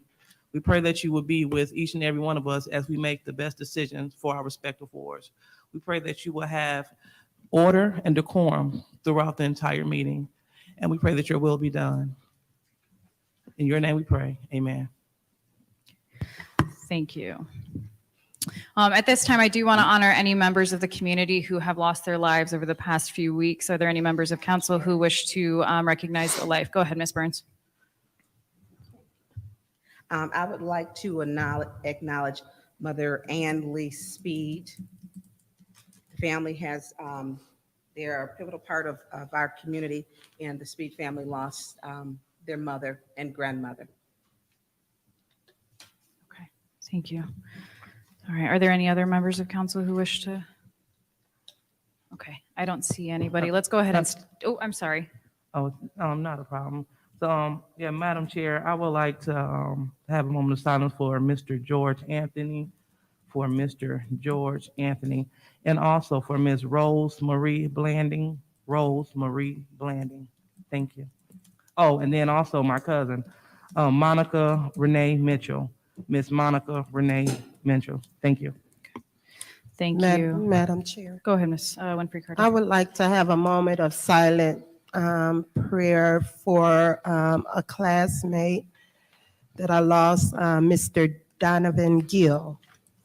That's Mr. Donovan Gill, the family of Mr. Donovan Gill. Thank you. Thank you. Are there any other members of council who wish to honor? All right, let's go ahead and have a moment of silence. Please stand.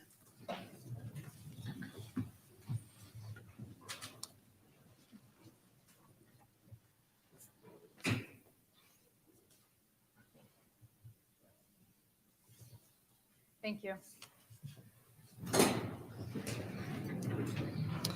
All right, that brings us down to any requests for changes or additions to the agenda. Are there Madam any Chair. additions? I hear multiple voices. Is that you, Mr. Mays? Yeah, Madam Chair, I would like a change to agenda.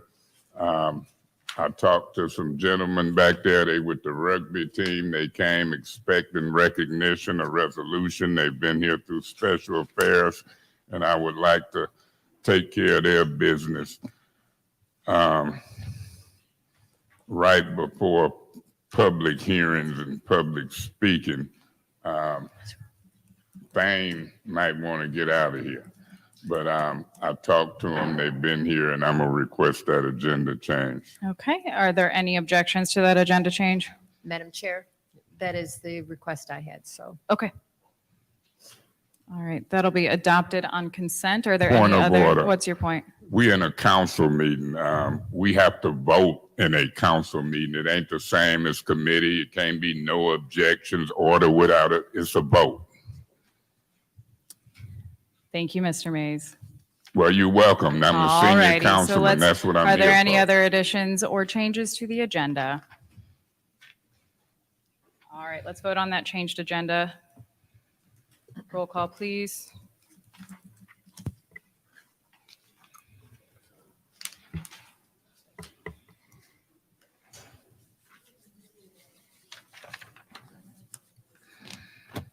Ms. Burns, Yes. Ms. Herkenroder? Yes. Mr. Pfeiffer? Yes. Ms. Worthing? Yes. Mr. Mays? Yes. Ms. Lewis, Yes. Mr. Murphy? Yes. Ms. Priestley? Yes. Ms. Winfrey Carter? Yes. Vote is 9 yes, 0 no. All right, that agenda has been voted upon. That brings us down to presentation of minutes. The chair will entertain a motion to approve the minutes from October 24th, from May 9th, from April 25th, with any corrections.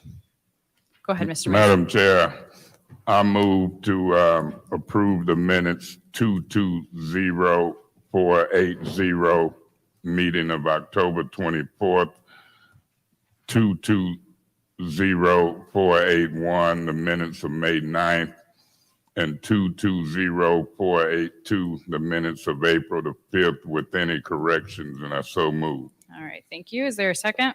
Support.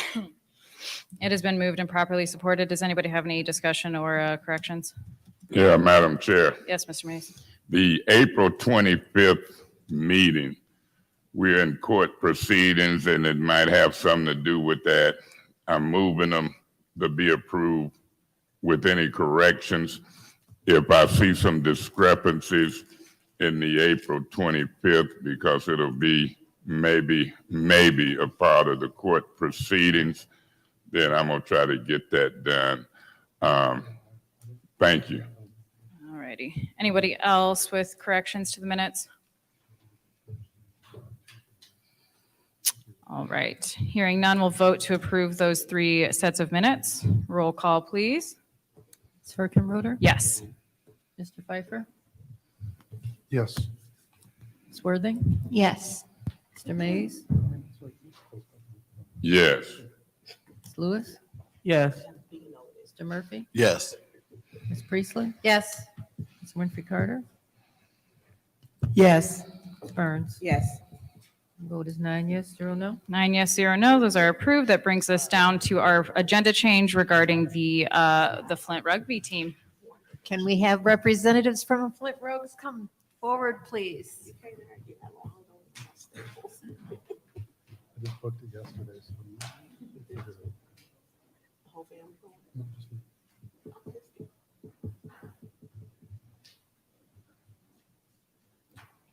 I'm proud to say that this group of fine men, oh, I love you, come closer, play in the 4th Ward.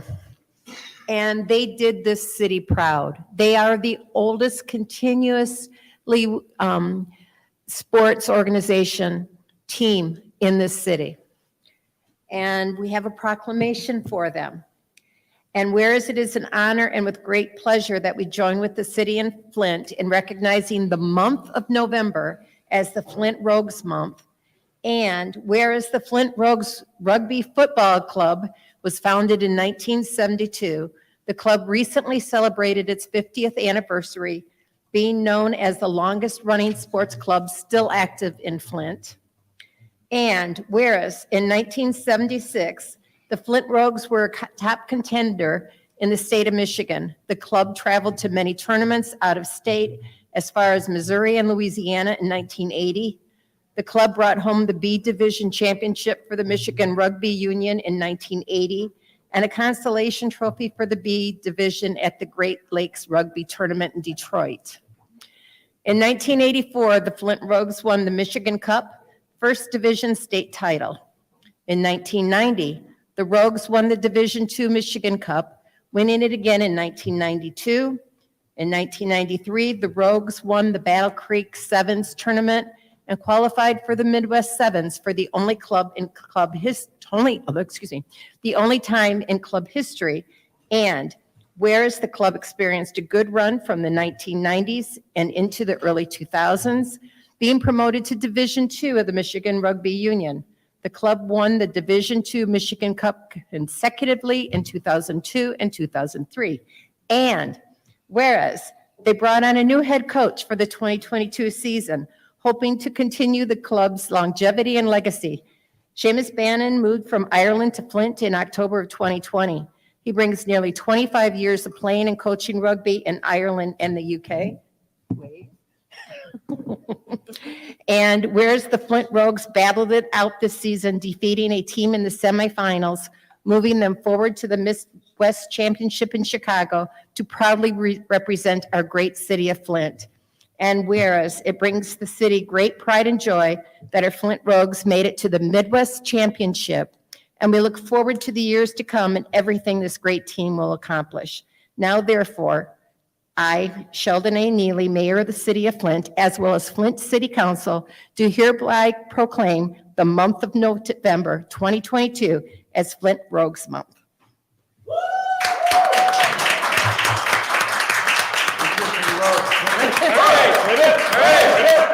We choose for Flint. Hip, hip. Hip, hip. Hip, hip.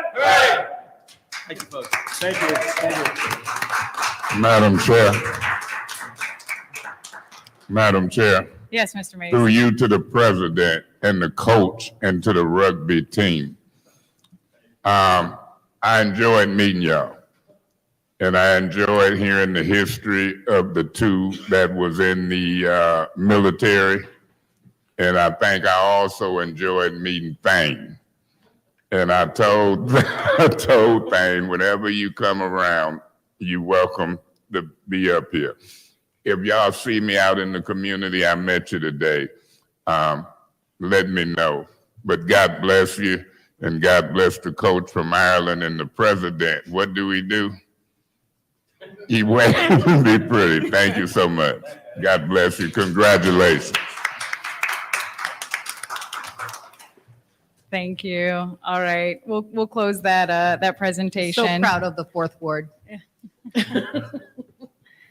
Awesome. All right, we will go ahead and close that, and that'll bring us down to public speaking.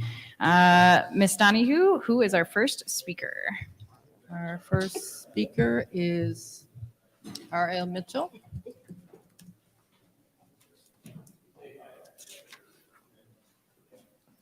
Okay. Hello.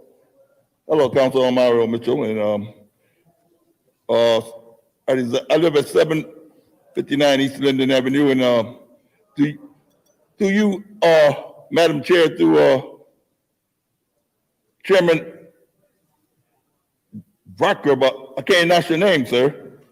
You just I want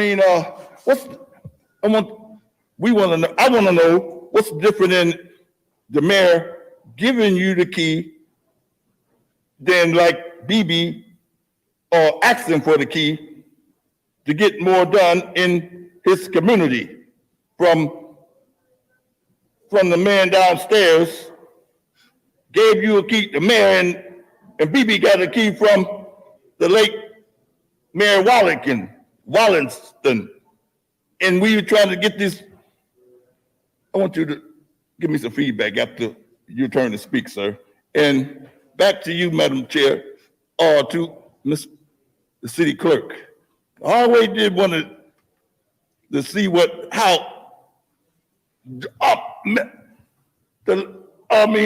Mr. Weaver feel when he was, I know how he feel now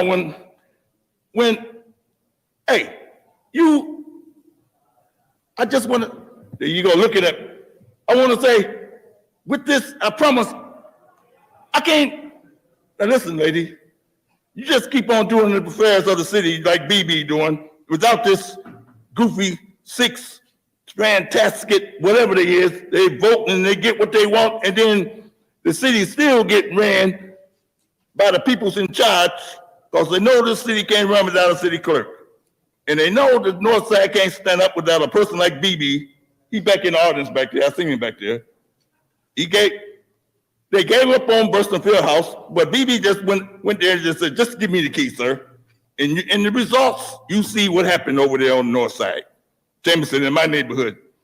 After they mysteriously got me out of the neighborhood and all this action and moved me about 8 blocks down the road across Pearson, and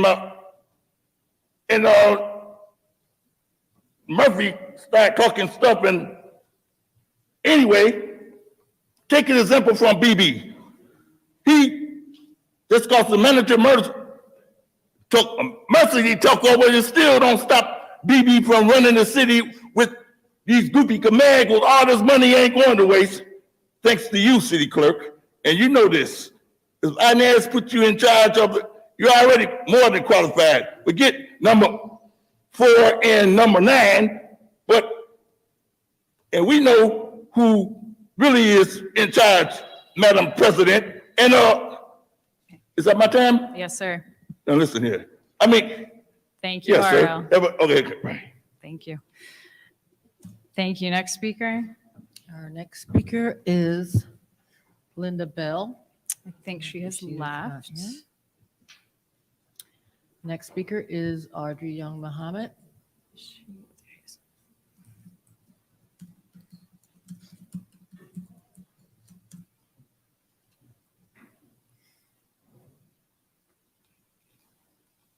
Yes, I'm Audrey Young Muhammad. Just so that you know, we could barely hear through the microphones in the back of the room, so I don't know what that's about. I was about to leave, but I saw something that was very disturbing to me. One of your council people putting their hands on one of the guests in the audience. That's very disturbing. I don't want to speak out of turn because I want to give her the opportunity to come up here and tell exactly what happened, but that is not acceptable. If we put our hands on one of these council people, we kicked out of here arrested. Why is it the flip script? We shouldn't even have to put in a complaint for that person to be sent out of this council meeting, to put their hands on a person sitting in the audience who's here just spectating. Yes. Do you want me to say the name? Yes, I'll say it. It's Eva Worthing. She should not have put her hands on the young lady that was sitting over there on the side to where the lady had to say, keep your hands off of me. We could all hear it. I'm sure if we heard it on this side of the room, you all should have heard it up here too. I'm sure some of the council people heard it. Tanya Burns went back there to check to see if Councilwoman Tanya Burns made sure she was all right during that time. That's not fair. And you want to know why we don't have the participation we haven't, or the lack of, from the citizens here in Flint? Because we see the reverse and we don't see the camaraderie that we should have between the council and the citizens of Flint. But there's no reason why she should be allowed to sit in here and cause confusion and then walked out in the hallway and wanted to walk between a small space between me and the wall saying, excuse me, when there was clearly enough room for her to walk by in the hallway. Very disrespectful, but I don't expect that anything else but that from her, because this is what she has done and gotten away with for so long. It's time for y'all as the council to stand up and correct her. If you don't do anything else, correct her as your friend. Because she has no reason to be able to do that and get away with that and sit over in a seat and smirk and then want to call and play victim quite often. That's all I got to say. Thank you, Ms. Young Mohammed. Next speaker. Next speaker is Chester Coburn. Good afternoon, people. How everybody doing up there? Y'all doing all right? My concern is, I'm a business owner in the state of Michigan, Flint, Michigan here. My concern is, when I was in business here years ago, back when I was a young man selling barbecue and stuff on the corner, I got all kind of citation. But since I've been in business here, every time I ride down Saginaw Street, Martin Luther King all over the street, they got peddlers out there after I was selling barbecue and fish and everything else. But I'm paying taxes, but they're not paying taxes. So how's y'all allow them to constantly sit out there and sell barbecues on the corner with no permit, no paying taxes, something like that, but you're charging me that I have to pay my sales tax? They're getting away without paying sales tax. So I want to know if you guys can present that, because I know they've been citation, been violation, fire marshal and citation them all, but you guys haven't did your job to go out and see what's going on. So I need to know, when are you guys gonna get on your JOB and get some of this corruption out of the city of Flint? Peddlers on selling on the corner without license, not paying sales taxes in this time. If I quit paying my sales taxes, y'all come and shut my doors down. But as long as they on the street selling their food, they ain't paying you guys no sales tax, no nothing like that. But I have to pay it, no, and ain't nothing going on. They started booming up after hours and no one's doing nothing about it. So I want to know, is y'all going to address the situation in this city, or y'all just keep men in the bonds each other? Because it's not about me or no one else, it's about the whole city going and eating together. Taxes need to be paid. If I got to pay them, they should have to pay them. And y'all allow them to sit around here selling their food on the corner, not paying sales taxes. That's not correct to the business in the city of Flint. It'd be all right if they was paying sales tax, and they're not. So I just like to know, can I get some assistance on this matter? Go around and see all these people paying their sales tax on the merchandise they're selling. of what we're gonna do about it. Are we gonna let them continue to operate? And the people that are paying their sales tax in their business, losing business because they out here on the corner selling and getting away with it, but we getting paid for selling our stuff. We gotta pay the taxes. So we need some cleanup in the city. Not only just that, but the whole city need cleaned enough in the town. I wanna know what kind of development y'all have for the north end of town. I'd like to see you guys come up to the table with a plan, what y'all doing, each one of your wards, how's y'all gonna bring it up to parts to make the city get more revenue, fight people in the city to bring more revenues and fix the city up. We have the fund to do it, but y'all don't have your grants together, your orders together, what you're gonna bring in your neighborhood. So I'd like, next time I come down, I'd like to see each one of y'all with a program. What is y'all gonna do in each one of your wards? How's y'all gonna bring that ward stronger to make it better if we can interact people in our world to get more jobs? I know Berwick City is trying to do, some other people trying to do, but what is the city of Flint trying to do with bringing more energies into the city? We need some help. And the only way we're gonna get some help, y'all gotta sit down and write to the agenda, what y'all plan on bringing to the city. Y'all asked to be on the council board. Y'all asked to be in the leadership. So show the leaders, show the people what you're working with, what you bring it to the table, what you bring it back to them. So far, I don't see nothing. So y'all have a blessed day.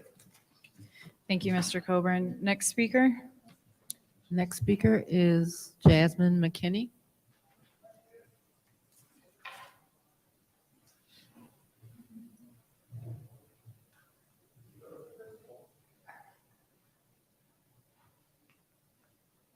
Good evening, council. So I'm the young lady, thank you, Sister Muhammad, was referring to. I actually planned to come here. I was excited to come here to support all of you, to hope that after the election we can move forward as a collective body.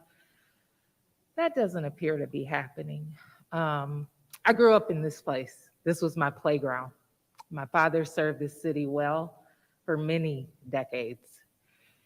And so I never felt unsafe in this building or, never saw a sitting or even a retired elected official unwarrantedly touch another person. But when you treat people like animals, when you think that you are above them, you have lost the race, girl. And you picked the right one. Because there was, first of all, her behavior, she was flipping off her fellow city council member, Eric Mays. And I said to her, "Are you proud of your behavior?" Because she was smiling. I considered bringing my 2 teenage daughters to this meeting. I asked them, did they want to come? They said, no, the meeting's too long. We have other things we want to do. And I'm glad that I didn't bring them, because they would have saw that behavior and thought that that was an acceptable behavior. I've been unfriended by city council members that I went to high school with. I mean, it's ridiculous, the personal nature that you all are taking on something that's not personal. You're all elected to do a job, whatever that is, for the residents of your ward and of this city. And I am so disappointed. I thought it ironic, though, as I sat in my seat, that you read the reading of disorderly person city code subsection. You read it at every meeting. I normally just watch on YouTube. I said I'm going to come in person today. Ms. Worthing should be removed from this meeting. And if you all want to act as a body that wants to, because if that was any other person, specifically if that was Mr. Mays, if that was Tanya Burns, councilperson and councilman, I'm sorry, to be respectful of both of you in your position. If that was them, Councilwoman Winfrey Carter, if that was probably anyone else, probably be removed from the office. Not from the office, but from the meeting. It's unacceptable behavior. I doubt the residents of the 9th Ward would find that to be respectful behavior or something that they want their council person to do. Unwanted touching is unwanted touching. I know, my time is up. But the other thing that I want you to say is and this is just one last thing, is that she has a clear problem with African-American women. And she might have just thought I was ghetto. I don't know. Thank you, Ms. McKinney. Next speaker. The last speaker is Arthur Woodson.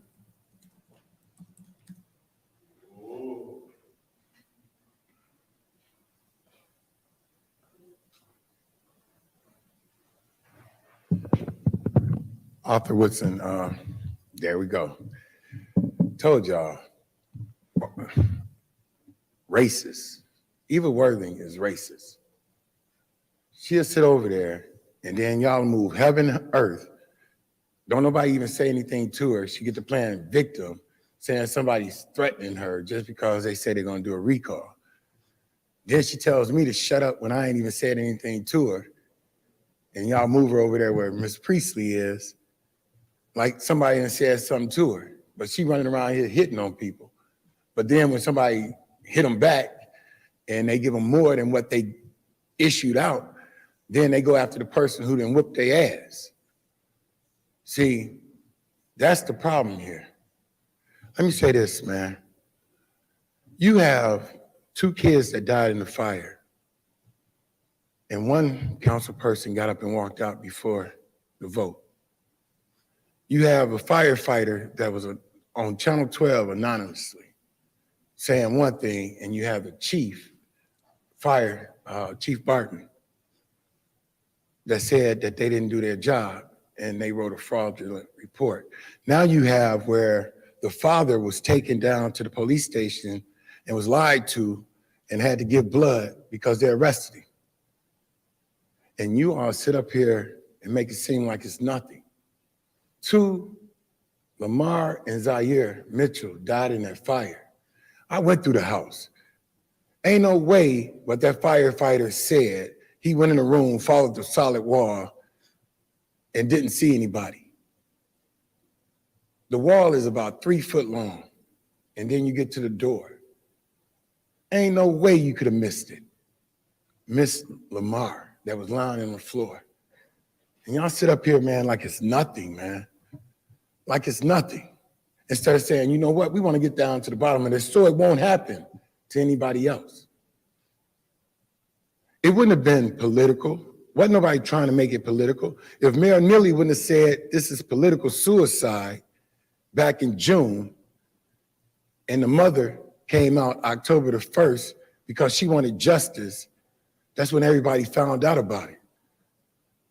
That's what made it seem like it was political, but it wasn't. She was asking for justice like she still is. And also Dre, the father. So why is it that you all couldn't make it to a special meeting? Ms. Worthy, your language for recall is Councilwoman Worthy missed a special council meeting. That's all you need, clear and factual, because you missed it.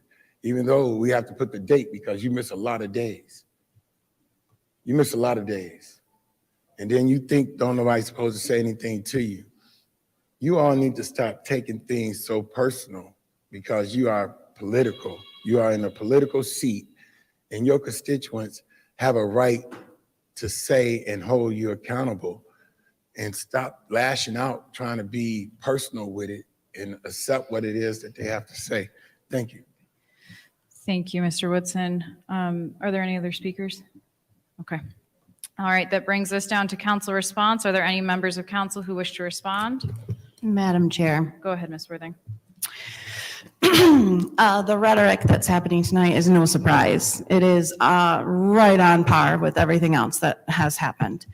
I did not touch anyone. In fact, I leaned over and she hit me. So thank God for witnesses, because there were. And so I am not going to be lied on, and I don't appreciate other council people right now. Yeah, you have a problem all the time about others doing and saying things, and here you are creating a scene. So no, that did not happen. And I'm sorry that it was made into a thing, but I normally don't comment, but I'm not going to allow that to be said about me when it was not true. And that's just the facts. Thank you. Madam Chair. Mr. Mays. Madam Chair, I've been knowing Jasmine Stanley Woodrow's daughter since her and her sister was little. I knew Woodrow Stanley when he sat on this council and worked on this campaign intimately when he won mayor. He beat Kildee and Richard Dix in the primary, and then folks came over and helped. The Jasmine that I know, I don't think she just made up what she seen or heard Ms. Worthing say toward me. I just don't believe it. I don't think that she made that up. She said that Ms. Worthing flipped me off and walked down the aisle, and when she said something to her, Ms. Worthing asked who she was, and she said a constituent, and because Ms. Worthing didn't like her because of her attitude in support of me, let Ms. Worthing know Ms. Worthing did touch her in some kind of way. Now we hear from Ms. Worthing the opposite story. The opposite story. I don't think Jasmine would communicate to the police. The police was an honorable guy because he said we'll deal with it on a case-by-case basis. If I was to touch or do something to somebody who supported Ms. Worthing, I probably would have been removed from the meeting and probably arrested and facing trial. I've done that I'm facing trial now just for my words. These folks got a habit of flipping folks off. Worthing, Whittigan, Kate Fields, it's all the same crowd. And Ms. Herkenroth, as I wrap up, you got a habit of condoning their behavior and treating us differently than you do them. And I'm gonna make a point of the discrimination and different treatment. Thank you, Mr. Mays. Is there any other member of council who wishes to respond? Yes, Go ahead. Madam Chair. Go ahead. You know, first, let me just say this. First, I would like to thank all of the speakers, Ariel, Sister Audrey Muhammad, Mr. Arthur Woodson, Mr. Chester Coburn, I think the last name. Of course, Miss Jasmine McKenzie, she's in the 5th Ward now. And everyone, I hope I didn't miss your name, but everyone who's engaged in this meeting and who have come forth with your input and concerns. But I just want to piggyback off of something that Councilman Mays said. You know, that's the Karenistic, I said Karenistic behavior that I'm talking about. The behavior of always playing the victim role, okay? And then we have certain council members that sit here and they condone her behavior. Yeah, I saw her when she hit Jasmine McKinley. I saw it. Point of information. Point of Oh, order. you want to take a picture of me? She's recording, Madam Chair. And she's over here talking underneath her breath again. You want to take a picture of me? Yes, I'm black and I'm beautiful. This is why I moved. You guys are bullies.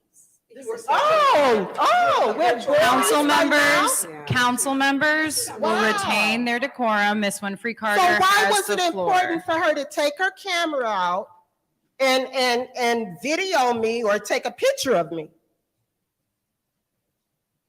I'm gonna say it loud. Yes, I'm black and I'm proud. I'm beautiful. I'm a beautiful black woman. Take a picture of me, okay? But her behavior is unacceptable. It's unacceptable. And we have to deal with it whenever she's here at the meeting. We have to deal with it. Point of order. What's She your point? sits here. What's your point? You asked for decorum for Councilwoman Murphy Carter. You did not. I asked ask for decorum for Let all me finish, three please. of I didn't you. finish my point of order, please. You did not ask one for her. You're missing everything she's doing. I mean, she keeps pulling this phone out. Ms. Burns. I asked for decorum for all council members. That includes all of us. You stated specifically, Ms. Jennifer Carter. I believe I stated specifically for all council members. You know, Ms. Winfrey Carter has the floor. yeah, I want to finish what I'm saying. Yeah, her behavior is unacceptable. She sits here, when she's here, she huffs and puffs. She check papers. I don't know. It's unacceptable. And I did see her walk by. It was an exchange, and she did tap Jasmine on the arm. And yes, she should be removed. Thank you. Thank you. Is there any other member of council who wishes to respond to the public?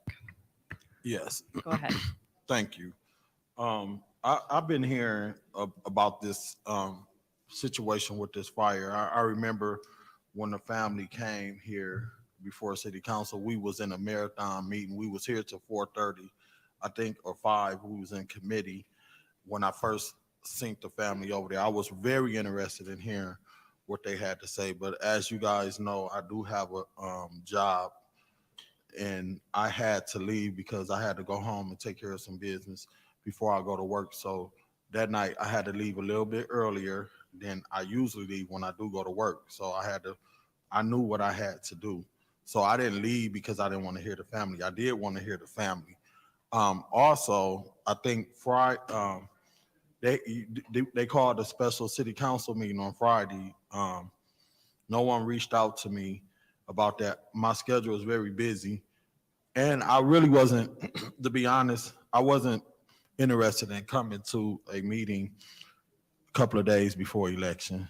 I felt personally that it was political to call a meeting on a Friday right before election, and I'm not sure what we was going to get accomplished, because when I looked at the tape, you guys, and I would like to do a referral to the clerk to get a copy of the resolution that you guys voted on, because if it's my understanding, you guys voted on an independent investigation of the situation that happened on Pulaski Street, and I'm not sure is that resolution a investigation for city council to conduct an investigation, or is it to hire an independent investigation? Could someone please clear that up through you to the law department or to the clerk? The resolution that you guys voted on, was that a resolution to council to do an investigation or to hire an independent investigation? Let's, because the timer did just go off. Okay. We do want to be respectful. We'll figure it out later, okay? Thank you. Any other member of council who wishes to respond to the public? Madam Chair. Dr. Lewis. Thank you. I just want to address this because I've seen it on social media, and also I hear it in the classroom, not in the classroom, but here in the chambers, about me leaving. I gave council 5.5 hours that night, and it was 11:30. I am the president of our parent association at my school, so I had to be up early to set up for my meeting. If I wanted to be nasty, I could have stood up, broke quorum, and no one would have voted on anything. But that evening, I called Mr. Mays back to his seat so the family can proceed to talk, so you all can go on with the special investigation. So I need for you to be really specific when you say that the councilwoman in the second ward got up. And we need to call it for what it is. See, I don't do politics. I do great work. And I don't want to sit here and act like I do not. And so, because I was getting tired, falling asleep, listening to the same thing over and over again, it's already been stated, we need an investigation. We're going forward with it. When I stood up, I didn't ask for permission to come back because I didn't have any plans on coming back because I had something to do in the morning. See, I'm active in the community, not just here. I don't play political games. I'm really invested in moving the city forward, the Flint schools forward, and this is what I do. So when Mr.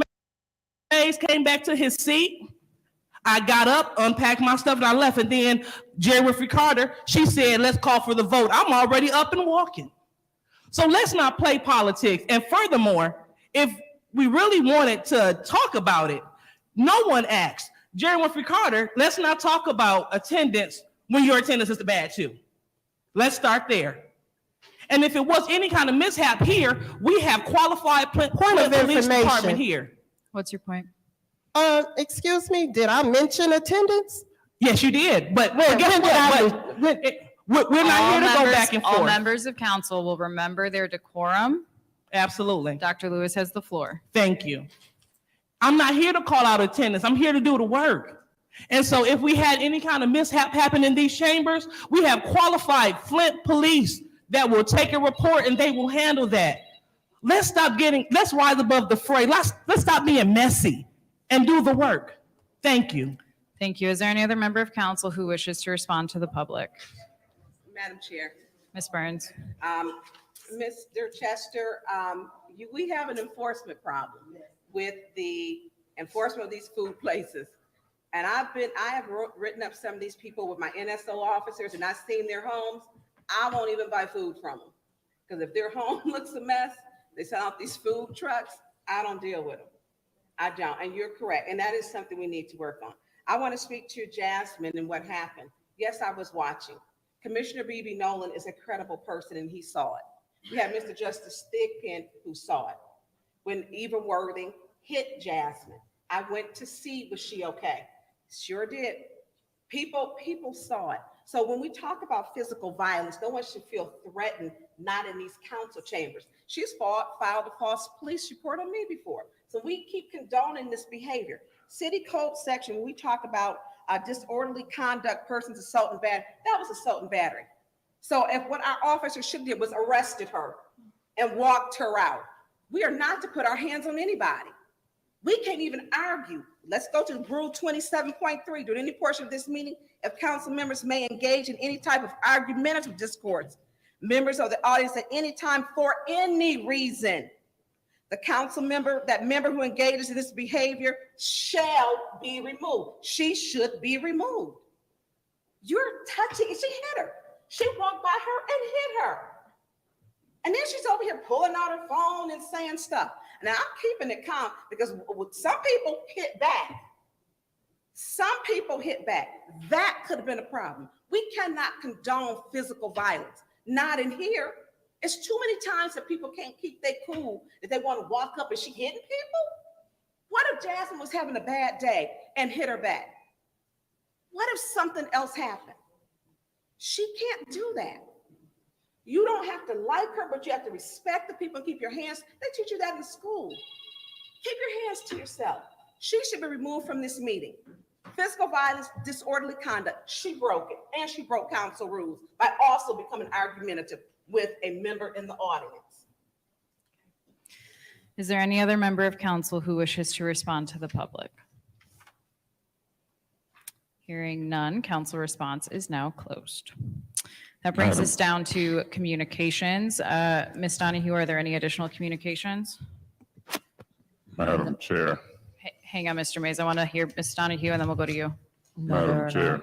Hang on, Mr. Mays. We're going to go to Mr. Donahue, or Ms. Donahue, and then you. There are not any. Okay. Yes, Mr. Mays. Yeah, you had petitions and unofficial communications. I want communications when it gets from the mayor or the city council, city officials. You can do that now. Go ahead. Okay, communications as it relates from the mayor and other city officials. I'm hearing a city official, Ms. Worthing, say, she hit me. That's what she said. I think the record will reflect that Ms. Worthing alleged that Woodrow Stanley's daughter, Jasmine, hit her. I think the record will show that. I hadn't heard that from Jasmine. I heard her talking to the police officer, and she made the allegation that Ms. Worthing hit her. So you got a conflict there. But then you got witnesses sitting on the council saying what they seen. Now, let it have been me. Not only do I believe that I would have been arrested and removed from this meeting, but Ms. Worthing, is it true that you flipped me off or said something to me and towards me, and she happened to see it and hear it and made reference that it wasn't professional, and you asked who was she and the constituent? In other words, my communications at this point would be to move that Ms. Worthing be escorted out of this meeting for that argumentative behavior with the public until it's further reviewed. She admits that something happened, and Jasmine admits that something has happened. Quite frankly, I believe Jasmine and don't believe that Ms. Worthing and what she said. So I so move that she be removed from this meeting. Okay, there's a motion on the floor to remove Ms. Worthing. Is there a second? I second that motion, Madam Chair. All right, is there any discussion? Yeah, Madam Chair. Yes, Mr. Mays. Usually Ms. Worthing in these type of situations to get frustrated and leave. But I think Ms. Worthing better really be careful when she reverses it and says she hit me. Got to be careful with that because the police done got involved, Ms. Worthing, and it can be a crime to file a false police report. And then you got witnesses looking, and they ain't just on this council. So it don't say being argumentative, just sitting in your seat. You can't go out to the audience and be argumentative. I had an officer here the other day who threatened to arrest me for sitting in this seat arguing with y'all doing my job. I asked that he not come here anymore.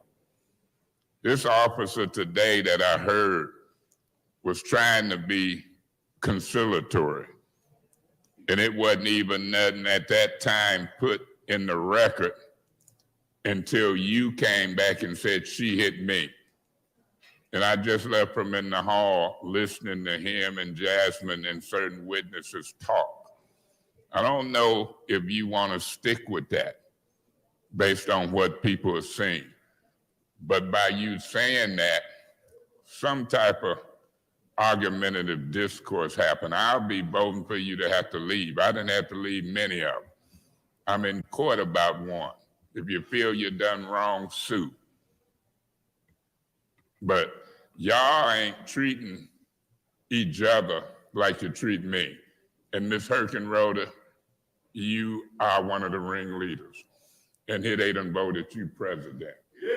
Mr. Piper, you spoke about following rules, and I've been here for close to 10 years, and we done amended rules and changed job descriptions, and you trying to sound professional because I'm not too sure y'all didn't plan what you planned for these leadership positions. I'll say something, we'll see the second round, it'll be, you know, maybe you did. Maybe you live in the true rule thing. But this discrimination and different treatment have to stop. When it comes to what Mr. Woodson talked about, the firefighters, when it comes to what I'm constantly talking about on this council, a different treatment between black and whites, it's real. I looked at the voting trends. It's real. People got different views, but they're very discriminatory. When I listen to Ms. Lewis talk, it go in one ear and out the other. Because some of that stuff she be talking about don't amount to a hill of beans. When it come to my ears, I just listen to him. And then she over here taunting me when I laugh. She gonna catch it one day. Not today. Maybe I'm in a better mood today, but oh, you catch me in a bad when you won't even say not today to me. Because I'll talk to you today, tomorrow, and the next day. And you talking about how hard you work. You ain't been here but a few months. And why don't you quit talking to me when I'm talking? Why are you taunting me while I'm talking through that mask? Why are you doing that? You told her decorum. Their decorum is outrageous. Now, if I turned and went to cussing her out, I'm talking, ma'am. I'm the senior councilman. You're a rookie still. Maybe you might have hit a year, but you ain't all of that. Talking about I work hard and this is what I do. You ain't all that. You ain't doing no more than anybody else. I get calls from the ward you represent. Got one from the 9th ward with a memo right here with dealing with a neighbor. You think you all that, but you ain't all that. And when you're sitting next to me talking through the mask and taunting me, you sure ain't all that. You ain't classy, you're ignorant, and it's disrespectful. Point of order. What's your point? He is out of order calling her ignorant. No, I'm not. That is true. Mr. Mays, Let me say- Mr. Mays, I have to rule on that point of Let order. me say this. Mr. Mays, I Anybody- have to rule on that point of Okay. order. As stated previously throughout this meeting, members shall maintain decorum. You have the floor, proceed, and also please try to stay germane to the motion on the floor. I will, because I really probably shouldn't be talking to wait to see if there's a motion. But I'm thinking it's ignorant for somebody to sit next to me. I sit way over here away from her. I done learned in a short period of time, there's some ignorance there. It's out of order for her to be steady talking to me through that mask rather than to wait her turn. I mean, really, that's kind of wrong. Check her, because you ain't sitting here. Y'all moved evil word and from over there to over here. I done just slid my chair over. I don't appreciate it. I don't think it's proper decorum. I don't think it's politeness. I think it's ignorance. Thank you, Mr. Mays. Your time is up. Now, the motion Mr. Mays, that your I time made is is to have up. her Mr. removed. Murphy, Is there you a have the second? floor. Mr. Mays, We in discussion on the motion? yes. Okay.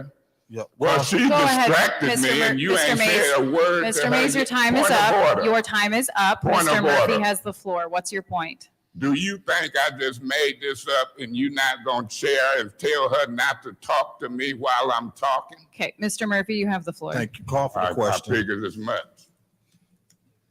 Is there a second on the call for the question? Support. All right. Roll call, please, on the call for the question. Mr. Pfeiffer. Mr. Pfeiffer. I abstain because I have no idea who's telling the truth. It's hearsay. Ms. Worthing. No. Mr. Mays. I abstain on the call for the question because it's starting to be repetitive. You don't know if anybody else had anything to Point of say. order. What's your point? He's talking and not voting. I'd like to change my vote. Okay, hang on. We can't change your vote yet. Okay. We'll do that at the end. That point is well taken. As a reminder, when we abstain, have a brief description. Mr. Mays, you were in the middle of your abstention. Yeah, I didn't even know you had abstained when I had did a point of order when you was doing your thing. She's vice president and don't know you can give a reason. I abstained because it's turning into a habit with Mr. Murphy to call for the question. Call for the question. He don't know if anybody got Thank you, Mr. anything Mays. else to say. Thank So you, for Mr. those Mays. reasons of this abuse of call for the question by Mr. Murphy in particular, I abstain. I didn't. Ms. Lewis. Yes. Mr. Murphy. Yes. Ms. Priestley. No.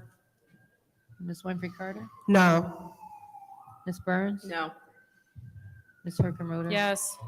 Madam Chair, Mr. Pfeiffer, I'd like to change my vote to yes. okay. Madam Chair, Ms. Worthing. I'd like to change my vote to yes. Let the record show that Mr. Pfeiffer and Ms. Worthing have changed their vote from nay to yay. Roll, what's the new tally? The tally now is 5 yes, 3 no, 1 abstention. All right, 5 yes, 3 no, 1 abstention. Call for the question fails. Mr. Murphy, you had the floor. Look, whatever situation happened out the meeting, it didn't happen while this meeting was going on. We ain't even got into the agenda yet, and here we is talking about a situation that happened out in the audience. I did not see, I'm not sure what happened. There's a process to deal with that. They could file a complaint with the officer they could go through the bondsman's office and file a complaint, but the meeting was not going.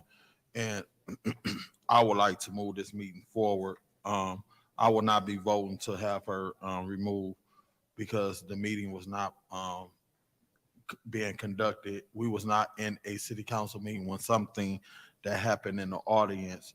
And there has been several incidents when council members has been in altercations in the audience with the residents a whole bunch of times. And we ain't removed them out. So I will be voting no against removing her out of the meeting. Okay. Is there any other discussion in the first round? Madam Chair? Mr. Pfeiffer. Yeah, so I did not witness anything that happened. I've been told multiple times from different people, their different perspective. The police officer sought me out as the president to tell me, and I says, well, is she gonna press charges? No. Are they gonna file a report? No. The police officer asked me to ask Councilwoman Worthing to refrain from touching anyone. I did that. There's no reports being filed. There's no reason to move forward. Point of as far as I'm information. concerned. What's your point? When you asked her that, did she tell you then that she had been hit? So I will be abstaining from the vote because, like I said, I didn't witness anything. I have no idea what's going on. Nobody wants to file a report or a complaint to the police officer, so it's mute.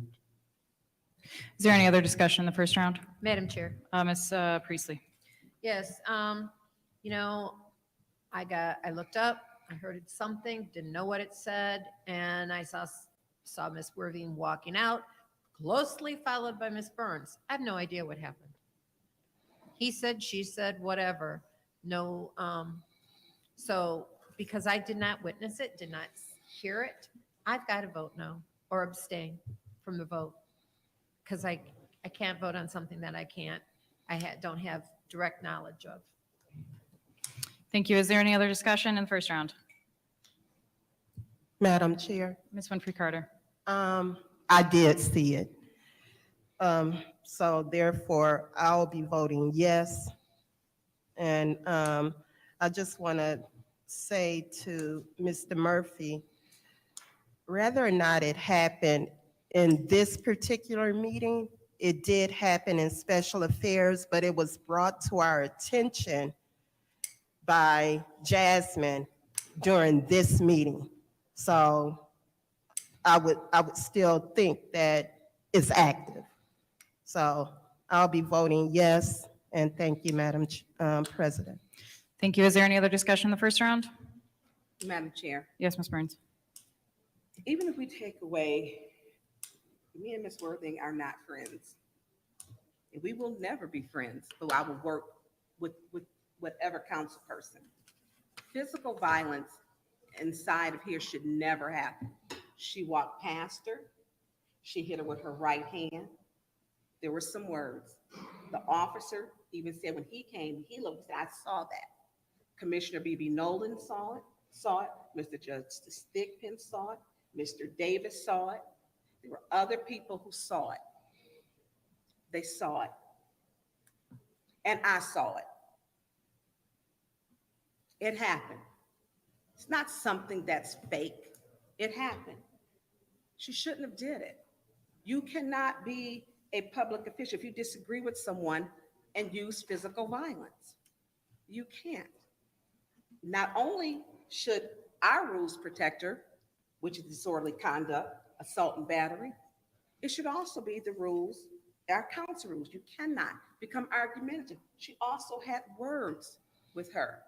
Now she was leaving, but we know over here that Ms. Worthing has called Black people ghetto.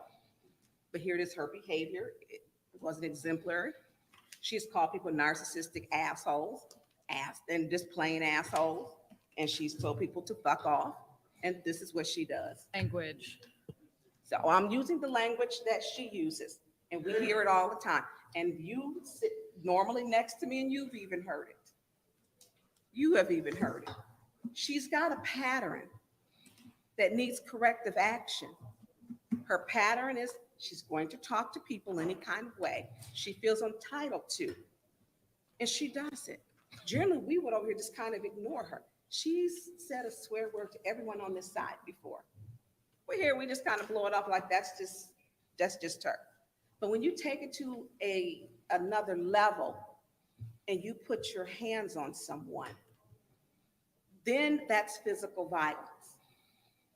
That's physical violence.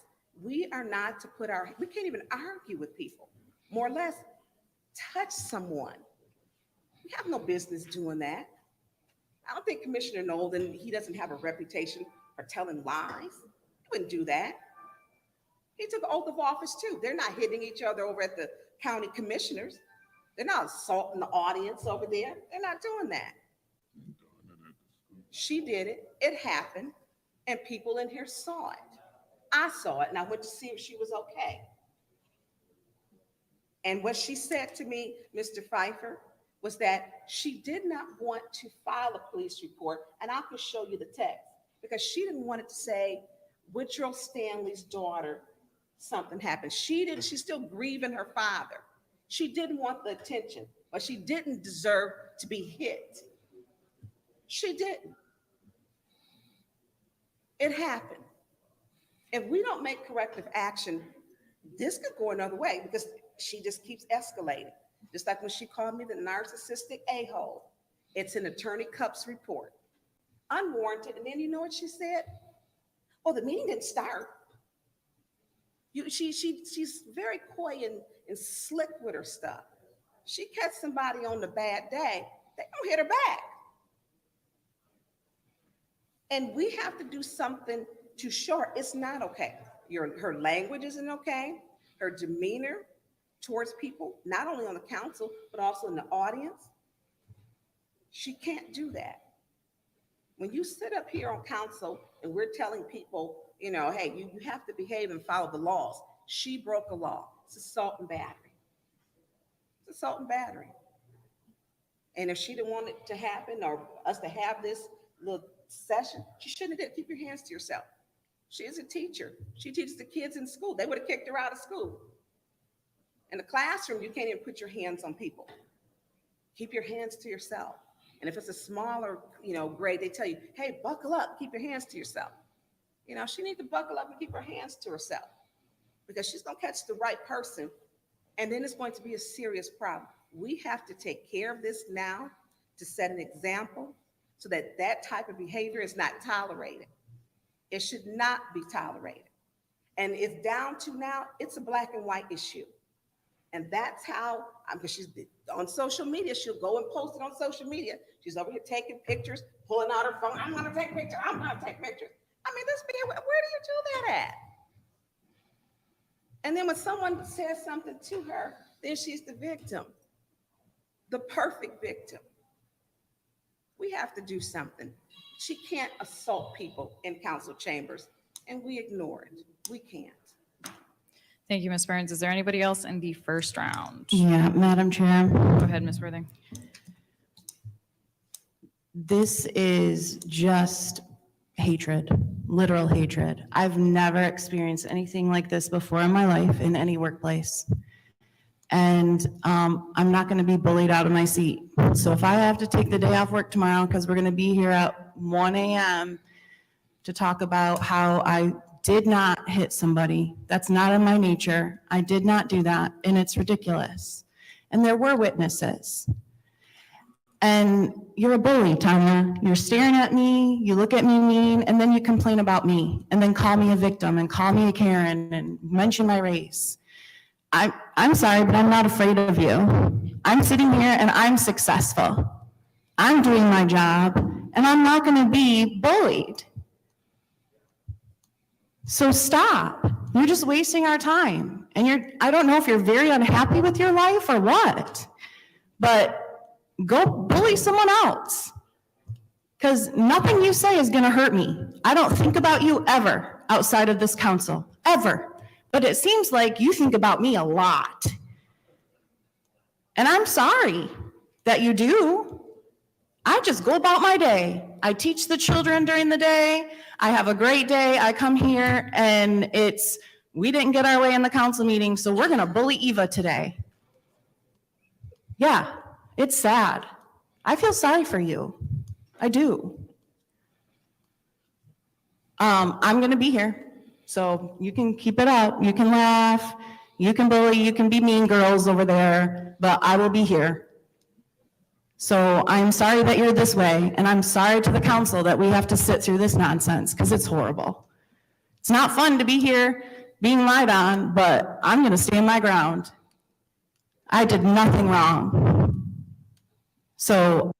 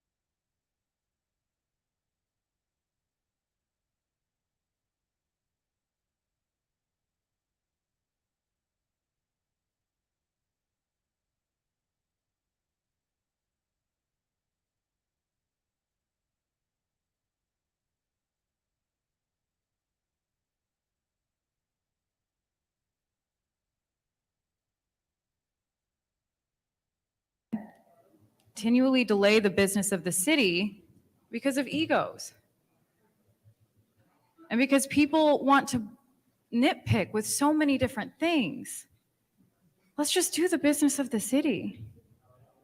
Let's just get it done. We're all here for a reason. We all ran for a reason. We didn't run to sit and, pick fights with each other. At least I didn't. Let's get the business of the city done. Let's stop all of this nonsense. We are better than that. Our city deserves better than that. And we all have the ability to be better than that. That opens up the second round. Yes. Go ahead, Mr. Murphy. Call for the question. Okay, there's a motion on the floor to call for the question. support. Ms. Worthing.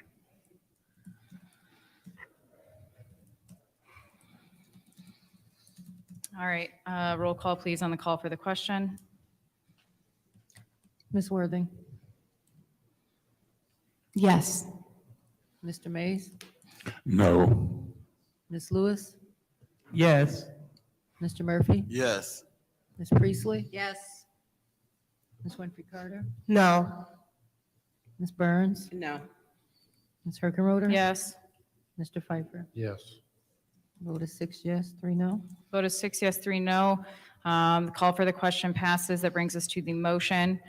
So now we will vote on the motion to remove Ms. Worthing from this meeting. Roll call, please. Mr. Mays, Yes. Ms. Lewis, No. Mr. Murphy, No. Ms. Priestley, I abstained because I didn't see what happened. Ms. Winfrey Carter, Yes. Ms. Burns, Yes. Ms. Herkenroder. No. Mr. Pfeiffer, I abstain for not witnessing the incident. Ms. Worthing. No. Vote is 3 yes, 4 no, 2 abstentions. All right. 3 yes, 4 no, 2 abstention. That motion fails. Madam Chair, The chair will take us down to resolutions. Madam Chair, Go ahead, Mr. Mays. before you went to resolutions, we was on communications from city officials. I'll say this and then we move to resolutions. I don't expect certain votes to go a certain way, but I do expect that we're keeping a record and I'm making a record of the different treatment, the different treatment toward certain council members. And so in my official communications on the record in this meeting, from points of information that was special affairs, to argumentative behavior. Here you got a council person admitting somebody hit her. And then the police officer talked to Pfeiffer and told him to communicate. And it might very well be a complaint filed now, because when she said that she hit me, that triggered some action. So I don't expect to win these votes. And I didn't see Jeffrey Dahmer eat nobody. But you don't have to see Jeffrey Dahmer or nobody else commit a crime for it to be a crime. Y'all selling out because you said respect council people. You got two who say they seen it. And I didn't see Jeffrey Dahmer eat nobody, but I bet you he in the penitentiary. My point is this. Y'all demonstrating truly a different treatment. Point of order. What's your point? Is this about the, where are we on the agenda? 'Cause- We are on the additional communications. Okay, well, I don't believe that that's it. Mr. Mays, please wrap up. I can't wrap up now. She a doctor and don't know that a city official can give official communications on the Mr. record. Mays. She don't believe Mr. that Mays, what Mr. I'm putting Mays, please refrain. of from saying that she disrespecting say your- she don't believe that talking about discrimination on the Mr. record Mays. is an official communication from this first ward council person. Mr. Mays, What if am you I will- if you refraining will from allow what? me to finish. Making a record? If you will allow me to finish, please refrain from disrespectful discourse for different colleagues. Well, that's my Please point. Please finish your I communication. think that y'all don't realize when y'all being disrespectful. Okay, Mr. Mays. May I believe you're- finish and wrap up? You have 30 seconds, yes. Whether I got 30 seconds or 30 minutes, so just to prolong it, because I'll do it from now till the cows come home, Ms. Herkenrother. You don't know how to refrain from being disrespectful toward me.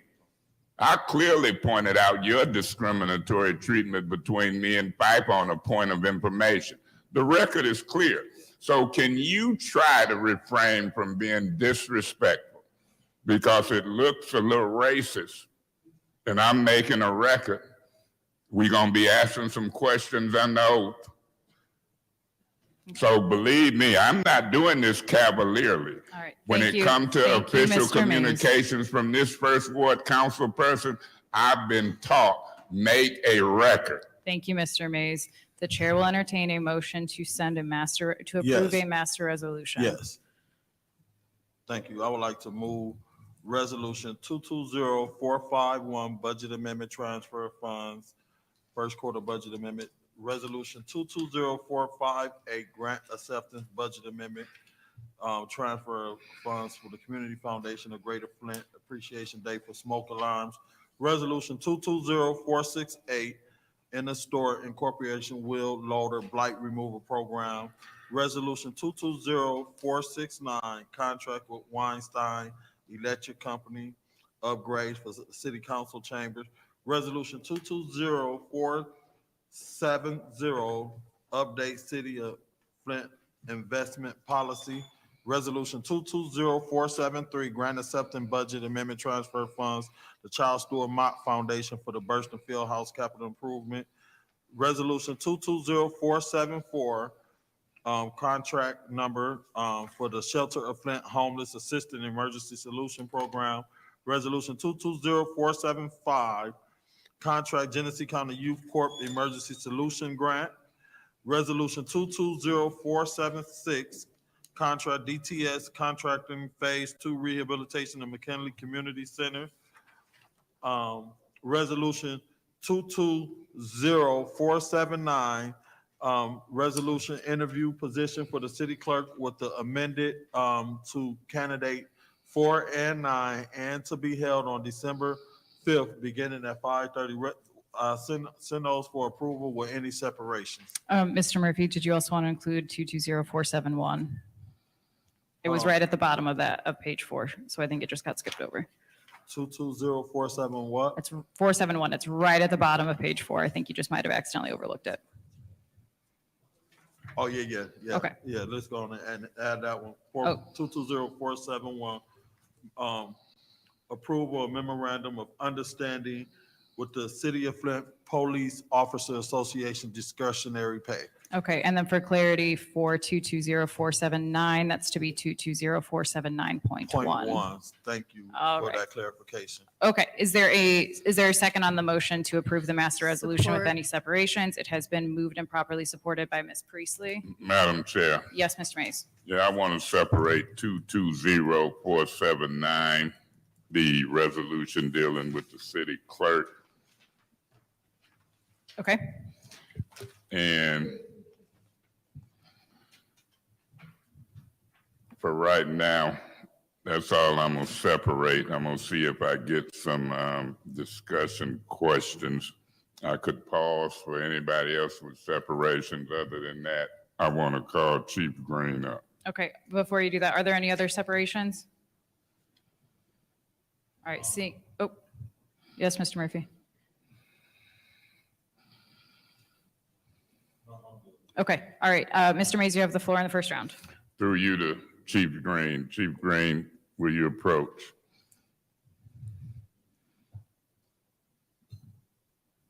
You know, this should be an interesting year. I've seen this movie before. I've seen resolutions passed. I've seen the city get into trouble. People pass stuff, don't know. Chief Green, I got two questions. This memorandum of understanding the discretionary pay. The fire chief was here the other day, nobody from police. Did you get a chance to hear what he said? Yes, Did he describe it right? yes, but this memorandum of understanding, as far as discretionary pay, that's correct.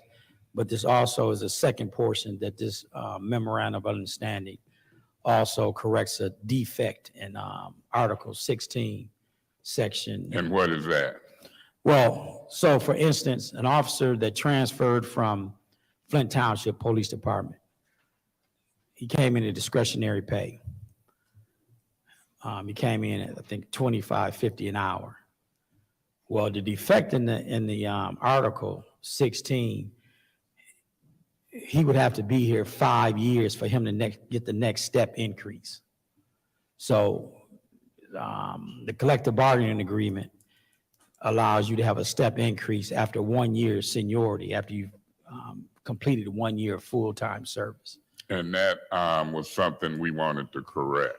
Yes, if you recall, last year at this time, this body approved the memorandum of I do understanding. recall. And This it expired, so that's why we have to This have. memorandum is between management and the union? Yes. Right.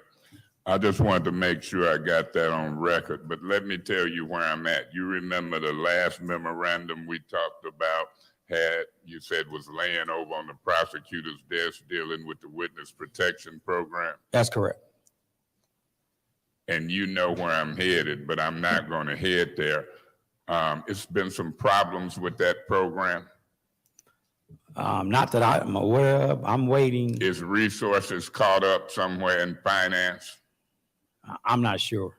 Well, let's find out. Okay. And you know why I'm saying that. Absolutely. Yeah, when it comes to the witness protection program and folks' lives and, you know what I know. I advised against some things that was getting ready to happen. And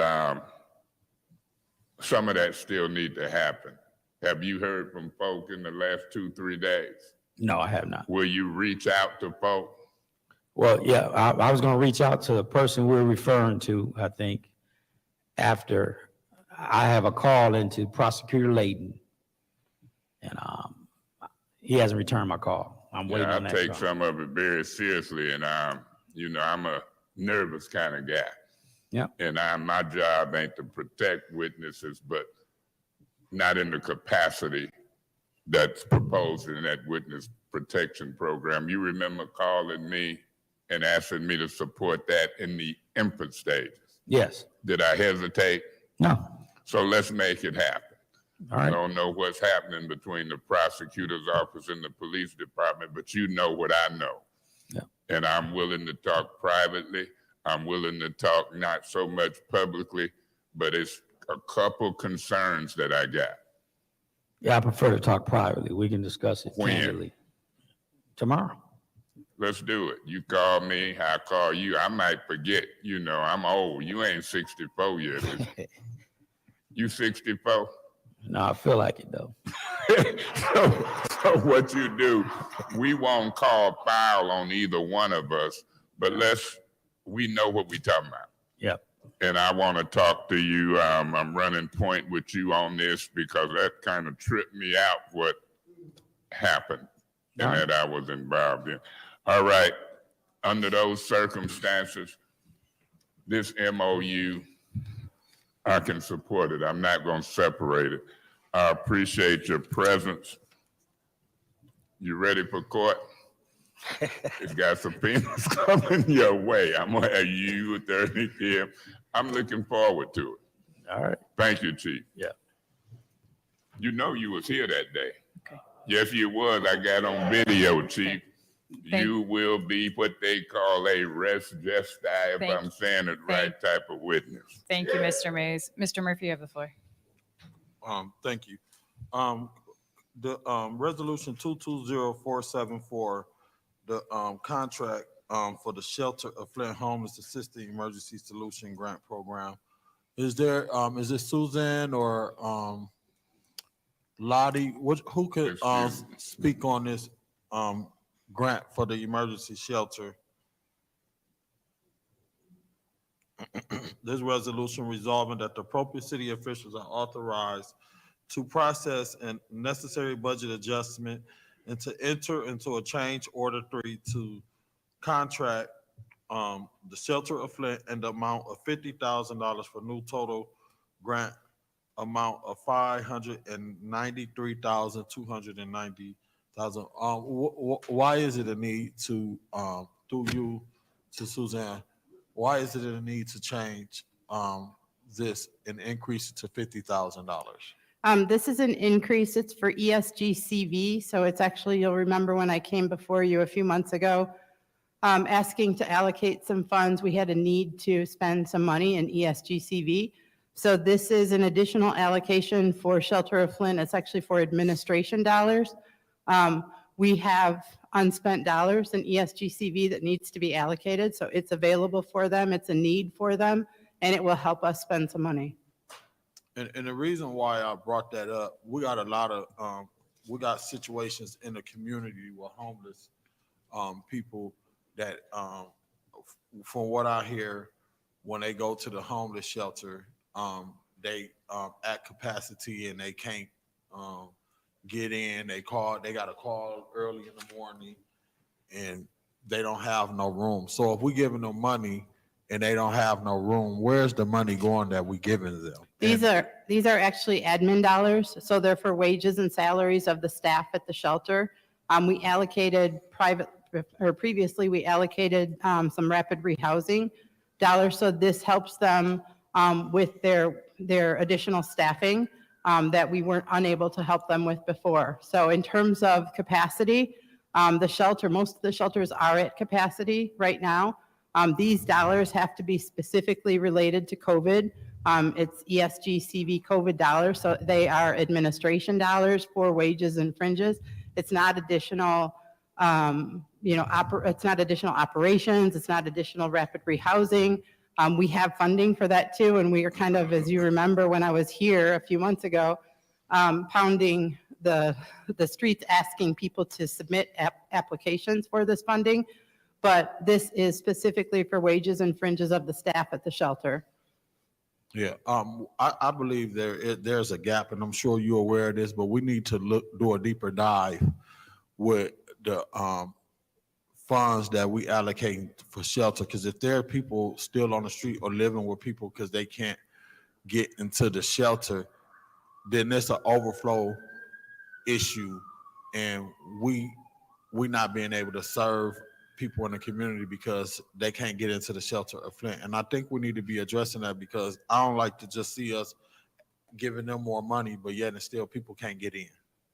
I don't disagree with that. They're kind of two separate issues. The shelters that exist in Flint are at capacity. That is a reality. And so there is a gap in the number of beds available versus the number of beds needed. So there's some additional capacity needed, but that's not what this resolution is doing.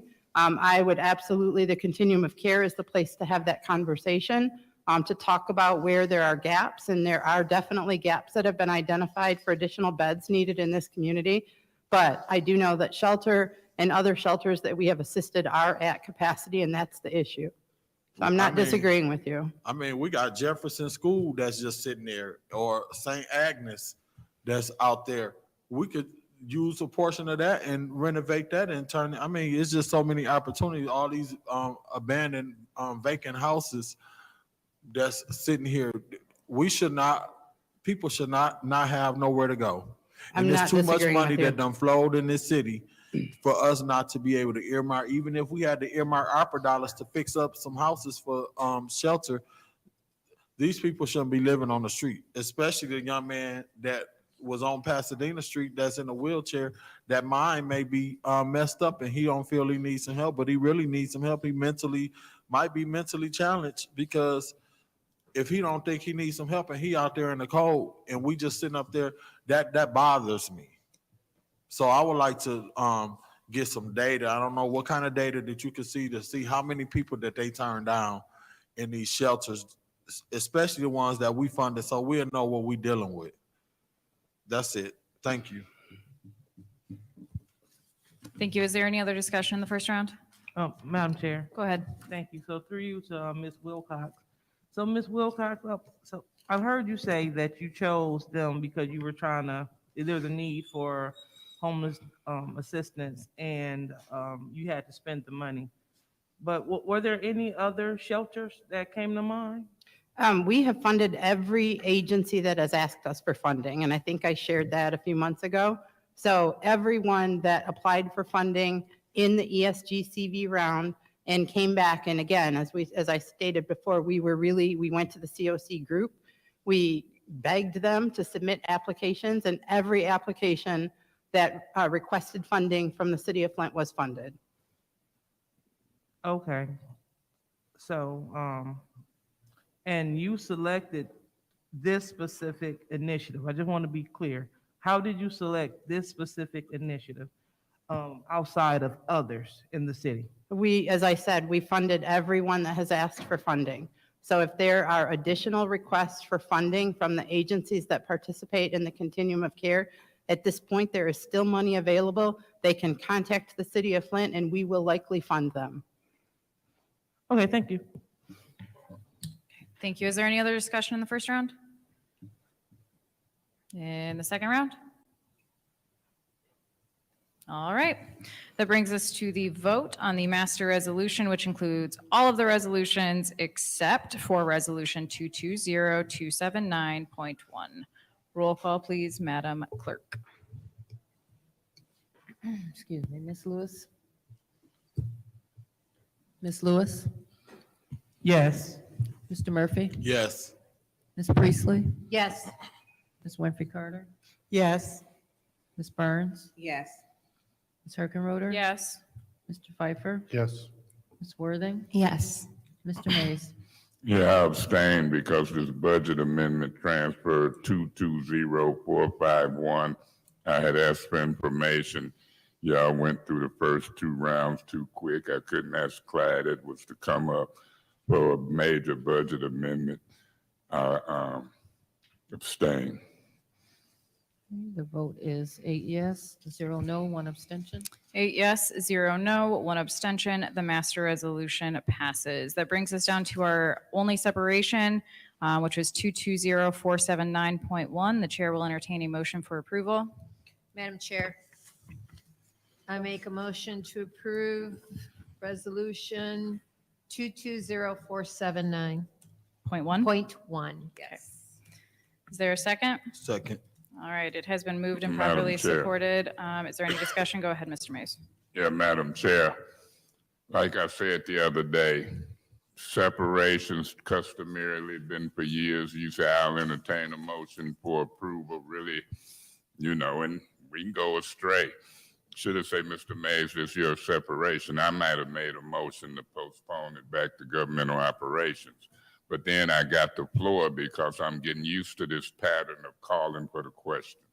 calling for the question. And I'm getting used to the pattern of 6. I've seen this movie before. I've seen council people just love what they're doing, and they gone. They gone. I've seen people last a year, 2 years, but they gone. I've sit here for 10 years watching, and I've got a way of highlighting folks. This resolution dealing with interviews. Do y'all think I'm gonna get to see any resume or application before the interview when y'all pass this? I hope so. And I should have already been and seen information.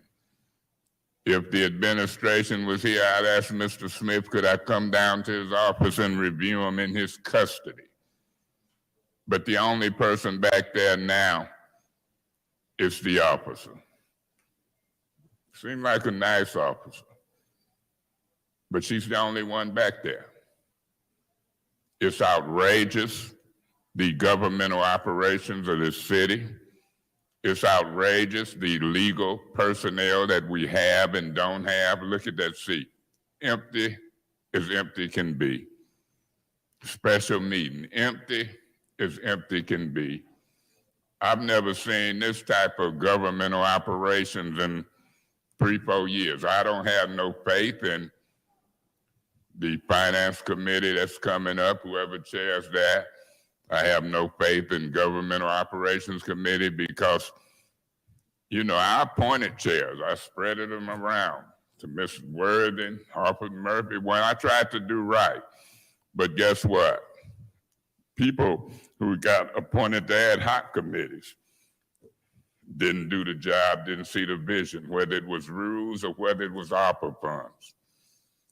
This has been a council that's operated on ambition and a lack of knowledge. It takes time to learn. So here we are at one of the appointments, city clerk. We lost the appointment to ombudsman. And y'all finna pass a resolution to interview 2 people. Won't even talk about it in Governmental Operations Committee, limiting the discussion to call for the question. That's what I'm gonna start saying, Ms. Winfrey Carter, on important issues. Call for the question. And the call for the question meister or master, guess who it is? Mr. Murphy. Y'all see how I said for President, Mr. Murphy? Because I know they don't even vote for themselves. They got confidence in Ms. Herkenroder to discriminate against me. You gonna deal with him? I vote for you. I remember Ms. Worthing and Mr. Murphy wanted to sit here till 2, 3 in the morning. It's gonna be on trial too, Ms. Herkenroder, because if I'm chairing and you can't get the chair's attention, it's called point of order. You don't just start making motions and secretaries entertaining your motions and y'all get up, break a quorum, and then come back. Y'all was outrageous. They used to have a commercial, Ms. Burns, on TV. They say, girls gone wild. Council gone wild. I done seen it. I done seen so much here in this past year that when it come to these interviews with the clerk and the bold information he giving y'all, y'all keep believing. My grandmama used to say, you don't believe fat meat is greasy. Well, it is. You watch. Because folks in the go unnoticed. Unless something happened differently, I'm looking forward to it. And I sure hope people don't perjure themselves. Ms. Worthing, if that didn't happen the way you described and she didn't hit you, I hope you don't file a false police report. Thank you, This is Mr. getting a little ridiculous. Thank you, Mr. Mays. Is there any other discussion on the separation in the first round? Okay, hearing none. In the second round, is there any Yeah, discussion? Madam Chair. Go ahead, Mr. Mays. Real quick, I expect this resolution to pass. I expect that I'm gonna prove to y'all that the city attorney you put confidence in have led you wrong about deliberations outside of meetings. I expect to prove you wrong on that you can discriminate against me over here in the first ward and I'm black and they white. I plan to prove that. Discrimination is real. Whether it's for race, I try to say political orientation. I don't have to agree with you politically. Sex, national origin. I can be African American, I can be whatever. But I'm gonna show you, I think, and I'm gonna show this public, discrimination and different treatment won't be tolerated. It's called a different treatment for the same or similar behavior. Mr. Murphy, Mr. Piper, you've demonstrated well, Ms. Herkenroder, your different treatment, and then you holler decorum and rules. You are an abuser. Ms. Worthing, she hollers bullies. I don't think y'all realize that black males and others can feel bullied. I don't think y'all realize that you'll make mistakes in that chair as president. She'll make probably bigger mistakes as vice, but y'all want people to handle y'all with kid gloves. You've made a major mistake tonight in special affairs on these important issues. And so, Ms. Herkenroder, y'all get ready to roll up your sleeves and ride, because I've had mine rolled up for 10 years. And one of Mr. Murphy's famous sayings, and I've heard him say it more than one time, we get more done when he ain't here. But I'm here, I'm elected. And you can't break the rules to keep me out of my seat illegally, discriminatorily. And it's all on video. You ought to be ashamed of yourself and 3 or 4 of your colleagues. So y'all vote, pass this. Ms. Winfrey Carter, Ms. Burns will get brought up to speed. We'll get brought up to speed. And I don't have to go in a closed session if I don't want to. I don't have to agree with 5 or 6 rubber stamping and breaking rules for the whole world to see.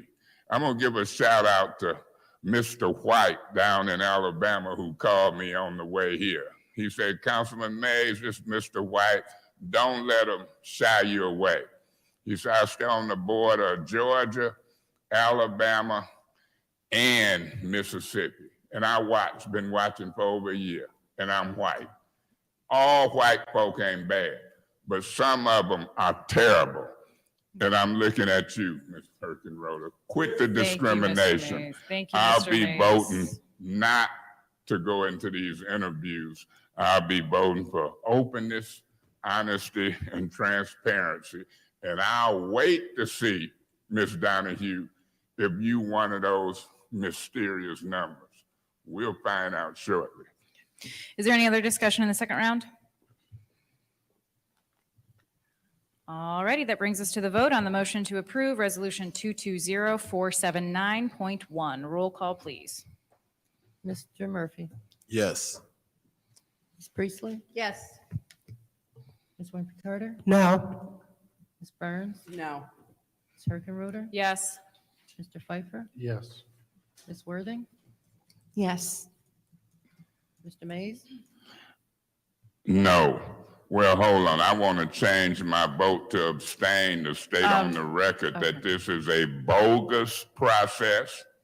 It's not a transparent process.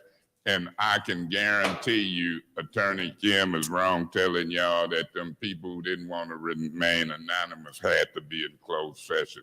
Okay, That thank you, Mr. ruling Mays. is bogus. So for those reasons, I abstain. Thank you, Let me Mr. finish before you thank me, Ms. Discriminatory. Mr. Mays, it's a short thing. Thank you very much. We've got your Whatever, extension. point of order. What's your point?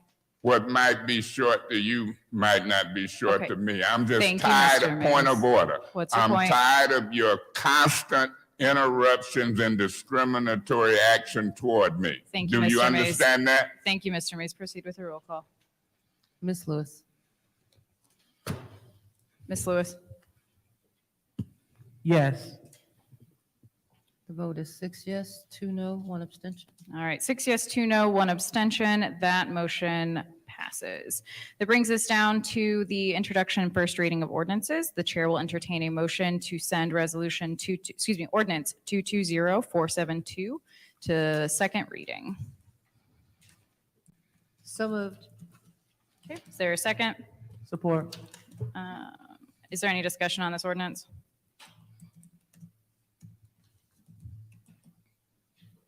Okay, hearing none, that brings us to the vote on the motion to send ordinance 220472 to the second reading. Roll call, please. Ms. Priestley? Yes. Ms. Winfrey Carter? Yes. Ms. Burns? Yes. Ms. Hurkenroder? Yes. Mr. Pfeiffer? Yes. Ms. Worthing? Yes. Mr. Mays is not in. Ms. Lewis? Yes. Mr. Murphy? Yes. Vote is 8 yes, 0 no. 8 yes, 0 no. That ordinance passes. Motion to adjourn. There is a motion on the floor to adjourn. Is there a second? Support. It has been moved and properly supported. Roll call, please. Ms. Winfrey Carter? Yes. Ms. Burns? Yes. Ms. Hurkenroder? Yes. Mr. Pfeiffer?